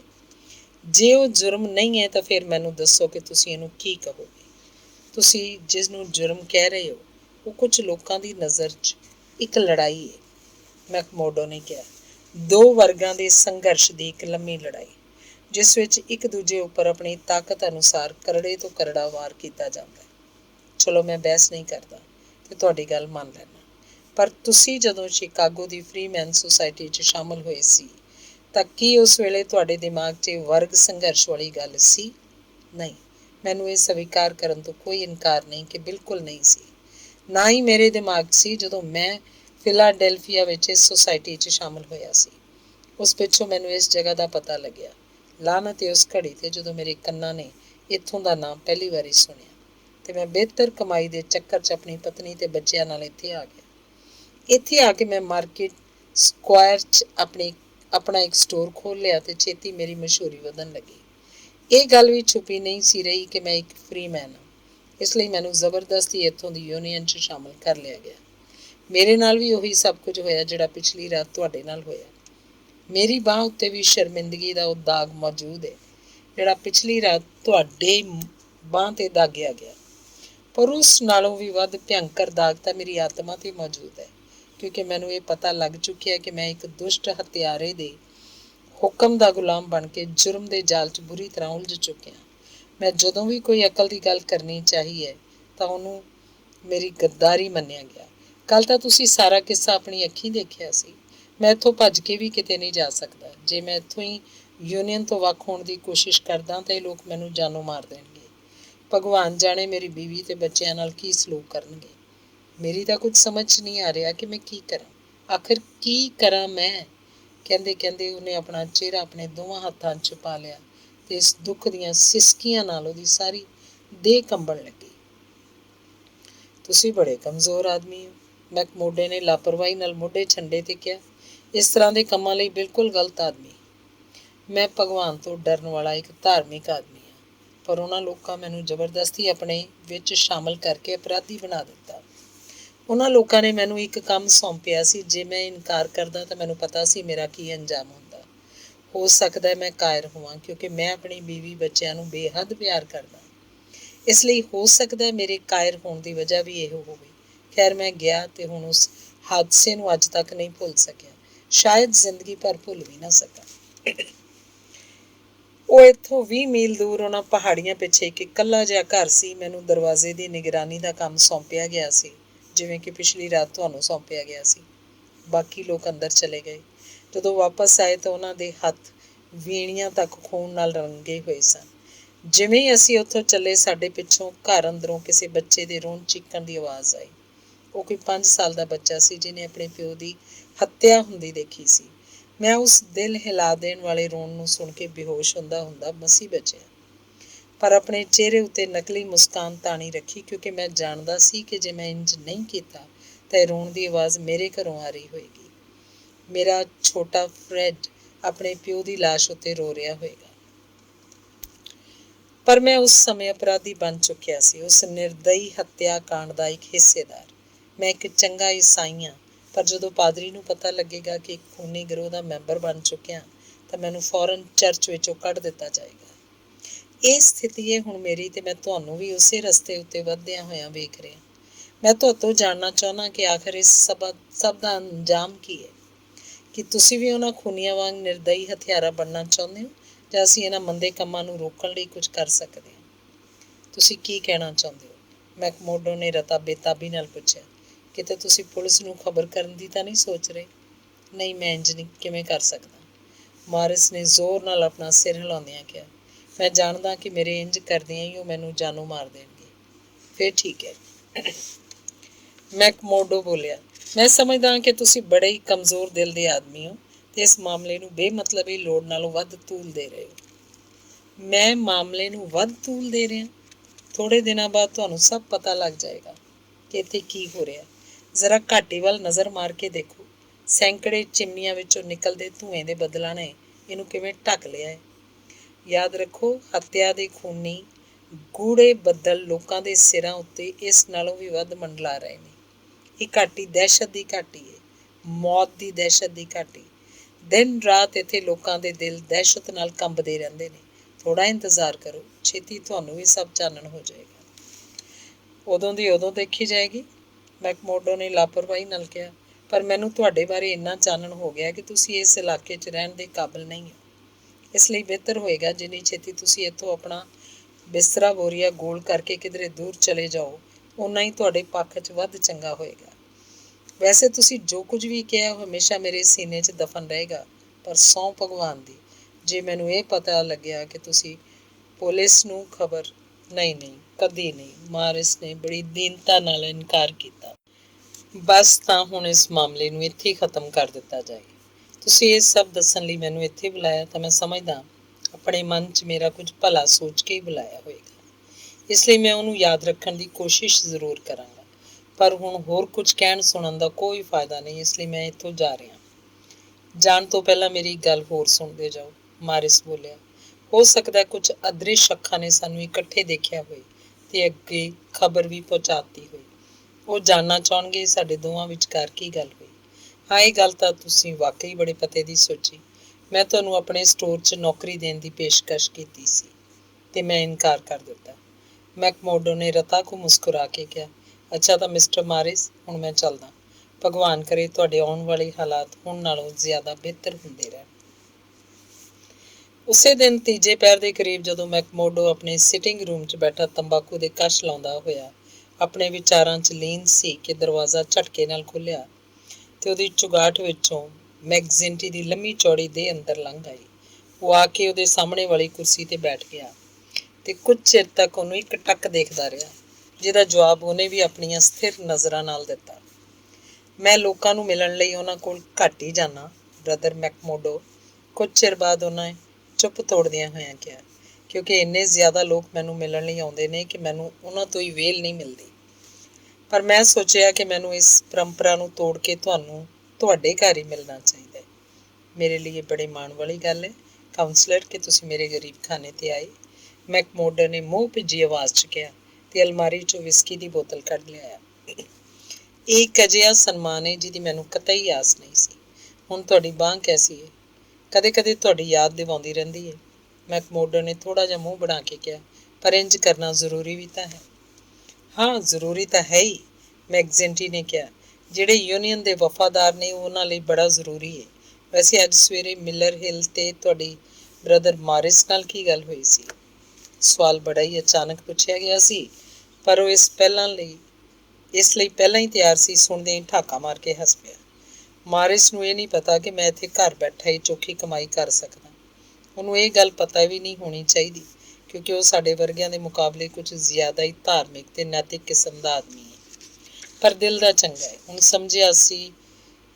ਸਮਝਿਆ ਸੀ ਸ਼ਾਇਦ ਮੈਂ ਬੇਕਾਰ ਹਾਂ, ਇਸ ਲਈ ਆਪਣੇ ਸਟੋਰ 'ਚ ਮੈਨੂੰ ਨੌਕਰੀ ਦੇਣ ਦੀ ਪੇਸ਼ਕਸ਼ ਕਰ ਰਿਹਾ ਸੀ। ਅੱਛਾ, ਤਾਂ ਇਹ ਗੱਲ ਸੀ। ਹਾਂ, ਇਹੋ ਗੱਲ ਸੀ। ਤਾਂ ਤੁਸੀਂ ਇਨਕਾਰ ਕਰ ਦਿੱਤਾ? ਇਨਕਾਰ ਨਾ ਕਰਦਾ ਤਾਂ ਹੋਰ ਕੀ ਕਰਦਾ? ਉਹ ਤੋਂ 10 ਗੁਣਾ ਵੱਧ ਤਾਂ ਮੈਂ ਕੁਝ ਘੰਟਿਆਂ 'ਚ ਆਪਣੇ ਘਰ ਬੈਠਾ ਕਮਾ ਲੈਂਦਾ। ਸਹੀ ਕਹਿ ਰਹੇ ਹੋ। ਵੈਸੇ ਵੀ ਮੌਰਿਸ ਨਾਲ ਜ਼ਿਆਦਾ ਮੇਲ ਜੋਲ ਵਧਾਉਣਾ ਠੀਕ ਨਹੀਂ। ਉਹ ਕਿਉਂ? ਕਿਉਂਕਿ ਮੈਂ ਕਹਿ ਰਿਹਾ, ਇਸ ਇਲਾਕੇ 'ਚ ਜ਼ਿਆਦਾਤਰ ਲੋਕਾਂ ਲਈ ਮੇਰਾ ਇੰਨਾ ਕਹਿਣਾ ਹੀ ਕਾਫੀ ਹੈ। ਜ਼ਿਆਦਾਤਰ ਲੋਕਾਂ ਲਈ ਕਾਫੀ ਹੋਏਗਾ ਕਾਉਂਸਲਰ, ਮੇਰੇ ਲਈ ਨਹੀਂ, ਮੈਕਮੋਡੋ ਨੇ ਨਿਡਰ ਸੁਰ 'ਚ ਕਿਹਾ। ਜੇ ਤੁਹਾਡੇ 'ਚ ਆਦਮੀ ਨੂੰ ਪਛਾਣਨ ਦੀ ਸਮਝ ਹੈ ਤਾਂ ਤੁਸੀਂ ਇਹ ਗੱਲ ਵੀ ਹੁਣ ਤੱਕ ਜਾਣ ਲਈ ਹੋਏਗੀ। ਲੰਮੇ ਚੌੜੇ ਬਾਜ਼ ਦੀਆਂ ਅੱਖਾਂ 'ਚ ਕੁਝ ਚਿਰ ਲਈ ਗੁੱਸੇ ਦੀ ਅੱਗ ਭਬਕੀ ਤੇ ਉਹਦੇ ਸੰਘਣੇ ਵਾਲਾਂ ਵਾਲੇ ਗੁਰੀਲੇ ਵਰਗਾ ਪੰਜਾ ਗਲਾਸ ਉੱਤੇ ਇੰਝ ਕੱਸਿਆ ਗਿਆ ਜਿਵੇਂ ਉਹਨੂੰ ਹੁਣੇ ਆਪਣੇ ਸਾਹਮਣੇ ਬੈਠੇ ਆਦਮੀ ਦੇ ਸਿਰ 'ਚ ਮਾਰੇਗਾ। ਪਰ ਅਗਲੇ ਛੇਣੀ ਉਹਨੇ ਆਪਣੇ ਆਪ ਉੱਤੇ ਕਾਬੂ ਕੀਤਾ ਤੇ ਹਾਸੇ ਦਾ ਇੱਕ ਜ਼ੋਰਦਾਰ ਠਹਾਕਾ ਲਾਇਆ। ਤੂੰ ਯਾਰ ਵਾਕਈ ਬੜਾ ਅਜੀਬ ਆਦਮੀ ਹੈ, ਉਹ ਬੋਲਿਆ। ਖੈਰ, ਜੇ ਤੂੰ ਵਜ੍ਹਾ ਜਾਣਨਾ ਚਾਹੁੰਦਾ ਹੈ ਤਾਂ ਉਹ ਵੀ ਦੱਸ ਦਿਆਂਗਾ। ਵੈਸੇ ਕੀ ਮੌਰਿਸ ਨੇ ਯੂਨੀਅਨ ਦੇ ਖਿਲਾਫ ਕੁਝ ਨਹੀਂ ਕਿਹਾ? ਨਾ, ਨਹੀਂ। ਮੇਰੇ ਖਿਲਾਫ ਵੀ ਨਹੀਂ? ਬਿਲਕੁਲ ਨਹੀਂ। ਉਹ ਸ਼ਾਇਦ ਇਸ ਲਈ ਕਿ ਅਜੇ ਤੇਰੇ 'ਤੇ ਭਰੋਸਾ ਨਹੀਂ ਹੈ। ਪਰ ਇਹ ਗੱਲ ਵੀ ਸਹੀ ਹੈ ਕਿ ਹੁਣ ਉਹ ਯੂਨੀਅਨ ਤੇ ਉਹਦੇ ਮੈਂਬਰਾਂ ਦੇ ਪ੍ਰਤੀ ਵਫਾਦਾਰ ਨਹੀਂ ਰਿਹਾ। ਸਾਨੂੰ ਇਹ ਗੱਲ ਚੰਗੀ ਤਰ੍ਹਾਂ ਪਤਾ ਹੈ, ਇਸ ਲਈ ਅਸੀਂ ਉਸ ਉੱਤੇ ਨਜ਼ਰ ਰੱਖੀ ਹੋਈ ਹੈ ਤਾਂ ਕਿ ਵਕਤ ਆਉਣ 'ਤੇ ਉਹਦੀ ਚੰਗੀ ਖਬਰ ਲਈ ਜਾ ਸਕੇ। ਮੈਂ ਸਮਝਦਾ ਕਿ ਉਹ ਵਕਤ ਹੁਣ ਬੜਾ ਨੇੜੇ ਆ ਗਿਆ ਹੈ। ਜੇ ਇੱਕ ਗੰਦੀ ਮੱਛੀ ਨੂੰ ਤਲਾਅ 'ਚੋਂ ਕੱਢ ਕੇ ਬਾਹਰ ਨਾ ਸੁੱਟਿਆ ਗਿਆ ਤਾਂ ਜਲਦੀ ਸਾਰੇ ਤਲਾਅ ਨੂੰ ਗੰਦਾ ਕਰ ਦੇਵੇਗੀ। ਤੂੰ ਸੁਣੀ ਹੈ ਨਾ ਇਹ ਕਹਾਵਤ? ਇਸ ਲਈ ਮੈਂ ਤੈਨੂੰ ਕਹਿੰਦਾ ਕਿ ਜੇ ਤੂੰ ਅਜਿਹੇ ਦਗਾਬਾਜ਼ ਦੇ ਨਾਲ ਆਪਣਾ ਮੇਲ ਜੋਲ ਵਧਾਇਆ ਤਾਂ ਅਸੀਂ ਇਹ ਸੋਚਣ 'ਤੇ ਮਜਬੂਰ ਹੋ ਜਾਵਾਂਗੇ ਕਿ ਤੂੰ ਵੀ ਉਸੇ ਵਰਗਾ ਹੈ। ਮੈਂ ਖੁਦ ਉਸ ਗੰਡੋਏ ਵਰਗੇ ਬਿਨਾਂ ਰੀੜ੍ਹ ਦੀ ਹੱਡੀ ਵਾਲੇ ਆਦਮੀ ਨਾਲ ਨਫ਼ਰਤ ਕਰਦਾ, ਮੈਕਮੋਡੋ ਨੇ ਜਵਾਬ ਦਿੱਤਾ। ਤੇ ਜਿੱਥੋਂ ਤੱਕ ਦਗਾਬਾਜ਼ੀ ਦੀ ਗੱਲ ਹੈ ਤੇ ਇਹ ਗੱਲ ਤੁਹਾਡੇ ਇਲਾਵਾ ਕਿਸੇ ਹੋਰ ਨੇ ਆਖੀ ਹੁੰਦੀ ਤਾਂ ਉਹ ਜ਼ਿੰਦਗੀ ਭਰ ਇਸ ਲਫ਼ਜ਼ ਮੂੰਹੋਂ ਕੱਢਣ ਦੀ ਹਿੰਮਤ ਨਾ ਕਰਦਾ। ਖੈਰ, ਮੈਂ ਜੋ ਤੈਨੂੰ ਕਹਿਣ ਲਈ ਆਇਆ ਸੀ ਉਹ ਮੈਂ ਕਹਿ ਦਿੱਤਾ, ਮੈਕਜ਼ਿੰਟੀ ਨੇ ਆਪਣਾ ਗਲਾਸ ਖਾਲੀ ਕਰਨ ਪਿੱਛੋਂ ਉੱਠਦਿਆਂ ਹੋਇਆਂ ਕਿਹਾ। ਉਮੀਦ ਹੈ ਤੂੰ ਮੇਰੀ ਗੱਲ ਚੰਗੀ ਤਰ੍ਹਾਂ ਸਮਝ ਗਿਆ ਹੋਏਗਾ। ਪਰ ਜਾਣ ਤੋਂ ਪਹਿਲਾਂ ਇਹ ਤਾਂ ਦੱਸਦੇ ਜਾਓ ਕਿ ਤੁਹਾਨੂੰ ਇਹ ਕਿਵੇਂ ਪਤਾ ਲੱਗਿਆ ਕਿ ਮੈਂ ਮੌਰਿਸ ਨਾਲ ਗੱਲ ਕੀਤੀ ਸੀ? ਮੈਕਮੋਡੋ ਨੇ ਪੁੱਛਿਆ। ਮੈਕਜ਼ਿੰਟੀ ਮਾਣ ਨਾਲ ਹੱਸਿਆ, ਫਿਰ ਬੋਲਿਆ, ਇਹ ਬਸਤੀ 'ਚ ਜੋ ਕੁਝ ਹੁੰਦਾ ਹੈ ਉਹ ਸਭ ਦੀ ਖਬਰ ਹੁੰਦੀ ਹੈ ਮੈਨੂੰ। ਇੱਥੇ ਜੇ ਮੇਰੀ ਮਰਜ਼ੀ ਦੇ ਬਿਨਾਂ ਪੱਤਾ ਵੀ ਖੜਕਦਾ ਹੈ ਤਾਂ ਉਹਦੀ ਆਵਾਜ਼ ਮੇਰੇ ਕੰਨਾਂ 'ਚ ਪਹੁੰਚ ਜਾਂਦੀ ਹੈ। ਖੈਰ, ਬੜਾ ਟਾਈਮ ਹੋ ਗਿਆ, ਹੁਣ ਚੱਲਦਾ ਮੈਂ। ਪਰ ਉਹਦੇ ਉੱਥੋਂ ਜਾਣ 'ਚ ਬੜੇ ਹੀ ਅਜੀਬ ਢੰਗ ਨਾਲ ਅੜਿੱਕਾ ਲੱਗਾ। ਫਟਾਕ ਦੀ ਇੱਕ ਜ਼ੋਰਦਾਰ ਆਵਾਜ਼ ਨਾਲ ਅਚਾਨਕ ਦਰਵਾਜ਼ਾ ਇੱਕ ਝਟਕੇ ਨਾਲ ਖੁੱਲ੍ਹਿਆ ਤੇ 2 ਪੁਲਿਸ ਵਾਲੇ ਦਰਵਾਜ਼ੇ ਵਿਚਕਾਰ ਖੜੇ ਨਜ਼ਰ ਆਏ। ਮੈਕਮੋਡੋ ਫੌਰਨ ਭੁੜਕ ਕੇ ਖੜਾ ਹੋ ਗਿਆ।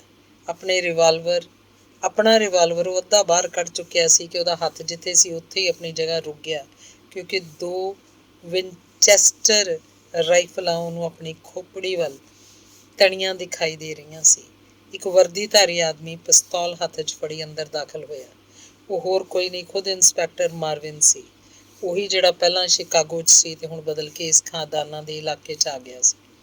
ਉਹ ਮੈਕਮੋਡੋ ਵੱਲ ਦੇਖਦਾ ਹੋਇਆ ਬੜੀ ਕੁਟਿਲ ਮੁਸਕਰਾਹਟ ਨਾਲ ਮੁਸਕਰਾਇਆ। ਮੈਨੂੰ ਪਹਿਲਾਂ ਹੀ ਪਤਾ ਸੀ ਕਿ ਸ਼ਿਕਾਗੋ ਦਾ ਬਦਮਾਸ਼ ਮੈਕਮੋਡੋ ਆਪਣੀਆਂ ਹਰਕਤਾਂ ਤੋਂ ਬਾਜ਼ ਆਉਣ ਵਾਲਾ ਨਹੀਂ ਹੈ। ਉਹ ਬੋਲਿਆ, ਹੁਣ ਆਪਣਾ ਹੈਟ ਸਿਰ ਉੱਪਰ ਰੱਖ ਤੇ ਚੱਲ ਸਾਡੇ ਨਾਲ। ਤੁਹਾਨੂੰ ਇਹਦਾ ਬਹੁਤ ਵੱਡਾ ਨਤੀਜਾ ਭੁਗਤਣਾ ਪਏਗਾ ਕੈਪਟਨ, ਮੈਕਜ਼ੈਂਟੀ ਨੇ ਕਿਹਾ। ਆਖਰ ਇਸ ਤਰ੍ਹਾਂ ਘਰ 'ਚ ਵੜ ਕੇ ਸ਼ਰੀਫ ਨਾਗਰਿਕਾਂ ਨੂੰ ਅਪਮਾਨਿਤ ਕਰਨ ਦਾ ਮਤਲਬ ਕੀ ਹੈ? ਤੁਸੀਂ ਇਸ ਮਾਮਲੇ 'ਚੋਂ ਬਾਹਰ ਹੀ ਰਹੋ ਕਾਉਂਸਲਰ ਸਾਹਿਬ, ਪੁਲਿਸ ਕੈਪਟਨ ਨੇ ਕਿਹਾ। ਸਾਡਾ ਤੁਹਾਡੇ ਨਾਲ ਕੋਈ ਮਤਲਬ ਨਹੀਂ, ਸਾਨੂੰ ਤਾਂ ਇਸ ਆਦਮੀ ਨਾਲ ਮਤਲਬ ਹੈ। ਤੁਹਾਨੂੰ ਚਾਹੀਦਾ ਤੁਸੀਂ ਸਾਨੂੰ ਆਪਣਾ ਫਰਜ਼ ਪੂਰਾ ਕਰਨ ਦਿਓ ਤੇ ਵਿਚਕਾਰ ਕੋਈ ਰੁਕਾਵਟ ਨਾ ਪਾਓ। ਇਹ ਆਦਮੀ ਮੇਰਾ ਦੋਸਤ ਹੈ ਕੈਪਟਨ, ਤੇ ਮੈਂ ਇਹਦੀ ਜ਼ਿੰਮੇਵਾਰੀ ਲੈਣਾ। ਉਹ ਦਿਨ ਦੂਰ ਨਹੀਂ ਮਿਸਟਰ ਮੈਕਜ਼ੈਂਟੀ ਜਦੋਂ ਤੁਹਾਨੂੰ ਹੋਰ ਵੀ ਬਹੁਤ ਸਾਰੀਆਂ ਗੱਲਾਂ ਦਾ ਜ਼ਿੰਮੇਵਾਰ ਠਹਿਰਾਇਆ ਜਾਏਗਾ ਤੇ ਤੁਹਾਨੂੰ ਉਹਨਾਂ ਸਾਰੀਆਂ ਦਾ ਜਵਾਬ ਦੇਣਾ ਪਏਗਾ। ਫਿਲਹਾਲ ਤਾਂ ਸਾਨੂੰ ਇਸ ਬਦਮਾਸ਼ ਮੈਕਮੋਡੋ ਨਾਲ ਮਤਲਬ ਹੈ, ਜਿਹੜਾ ਇੱਥੇ ਆਉਣ ਤੋਂ ਪਹਿਲਾਂ ਇੱਕ ਗੁੰਡਾ ਸੀ ਤੇ ਇੱਥੇ ਆਉਣ ਪਿੱਛੋਂ ਵੀ ਸਾਲਾ ਗੁੰਡੇ ਦਾ ਗੁੰਡਾ ਹੀ ਹੈ, ਕੈਪਟਨ ਮਾਰਵਿਨ ਨੇ ਕਿਹਾ। ਤੇ ਫਿਰ ਉਸ ਰਾਈਫਲਧਾਰੀ ਸਿਪਾਹੀਆਂ ਨੂੰ ਕਿਹਾ, ਤੁਸੀਂ ਲੋਕ ਇਹਨੂੰ ਆਪਣੇ ਨਿਸ਼ਾਨੇ 'ਤੇ ਰੱਖਣਾ, ਮੈਂ ਜ਼ਰਾ ਇਹਦੀ ਤਲਾਸ਼ੀ ਲੈ ਲਵਾਂ। ਉਹਦੀ ਕੋਈ ਲੋੜ ਨਹੀਂ ਹੈ, ਮੈਕਮੋਡੋ ਨੇ ਸ਼ਾਂਤ ਸੁਰ 'ਚ ਕਿਹਾ। ਇਹ ਮੇਰੀ ਪਿਸਤੌਲ। ਵੈਸੇ ਇਹ ਗੱਲ ਤਾਂ ਤੁਸੀਂ ਵੀ ਜਾਣਦੇ ਹੋ ਕੈਪਟਨ ਮਾਰਵਿਨ, ਜੇ ਕੰਨ 'ਚ ਅਸੀਂ ਦੋਵੇਂ ਆਮੋ ਸਾਹਮਣੇ ਕਿਤੇ ਭਿੜੇ ਹੁੰਦੇ ਤਾਂ ਤੁਸੀਂ ਇੰਨੀ ਆਸਾਨੀ ਨਾਲ ਮੈਨੂੰ ਆਪਣੇ ਕਾਬੂ 'ਚ ਨਹੀਂ ਕਰ ਸਕਦੇ ਸੀ। ਇਹਨੂੰ ਆਪਣੇ ਨਾਲ ਲੈ ਜਾਣ ਤੋਂ ਪਹਿਲਾਂ ਤੁਸੀਂ ਮੈਨੂੰ ਇਹਦੀ ਗ੍ਰਿਫਤਾਰੀ ਦਾ ਵਾਰੰਟ ਦਿਖਾਓ, ਮੈਕਜ਼ੈਂਟੀ ਬੋਲਿਆ। ਤੁਸੀਂ ਪੁਲਿਸ ਵਾਲਿਆਂ ਨੇ ਤਾਂ ਇਹਨਾਂ ਪੂੰਜੀਪਤੀਆਂ ਦੇ ਇਸ਼ਾਰੇ 'ਤੇ ਇਸ ਇਲਾਕੇ 'ਚ ਪੂਰੀ ਹਨੇਰਗਰਦੀ ਮਚਾ ਰੱਖੀ ਹੈ। ਗਰੀਬ ਆਦਮੀ ਦਾ ਤਾਂ ਜਿਉਣਾ ਹਰਾਮ ਹੋ ਗਿਆ ਇੱਥੇ। ਮੈਂ ਇਸ ਮਾਮਲੇ ਨੂੰ ਇੰਝ ਹੀ ਖਤਮ ਨਹੀਂ ਹੋਣ ਦਿਆਂਗਾ। ਤੁਸੀਂ ਬਾਅਦ 'ਚ ਜੋ ਕਰਨਾ ਹੋਏ ਸੋ ਕਰ ਲੈਣਾ ਕਾਉਂਸਲਰ, ਪਰ ਹੁਣ ਤਾਂ ਸਾਨੂੰ ਆਪਣੀ ਡਿਊਟੀ ਪੂਰੀ ਕਰਨ ਦਿਓ। ਪਰ ਮੇਰੇ 'ਤੇ ਇਲਜ਼ਾਮ ਕੀ ਹੈ? ਮੈਕਮੋਡੋ ਨੇ ਪੁੱਛਿਆ। ਤੇਰੇ 'ਤੇ ਇਲਜ਼ਾਮ ਹੈ ਕਿ ਤੂੰ ਹੈਰਲਡ ਦੇ ਆਫਿਸ ਵਿੱਚ ਉਹਦੇ ਬੁੱਢੇ ਸੰਪਾਦਕ ਸਟੈਂਜਰ ਦੀ ਕੁੱਟਮਾਰ 'ਚ ਸ਼ਾਮਲ ਸੈਂ। ਜੇ ਇਹਦੇ ਖਿਲਾਫ ਸਿਰਫ ਇਹੀ ਇਲਜ਼ਾਮ ਹੈ ਤਾਂ ਫਿਰ ਤੁਹਾਡੇ ਲੋਕਾਂ ਲਈ ਇਹੋ ਬਿਹਤਰ ਹੋਏਗਾ ਕਿ ਬੇਕਾਰ ਦੀ ਮੁਸੀਬਤ ਤੋਂ ਬਚਣ ਲਈ ਇਸ ਮਾਮਲੇ ਨੂੰ ਇੱਥੇ ਹੀ ਖਤਮ ਕਰਕੇ ਵਾਪਸ ਚਲੇ ਜਾਓ, ਮੈਕਜ਼ੈਂਟੀ ਨੇ ਹੱਸਦਿਆਂ ਹੋਇਆਂ ਕਿਹਾ।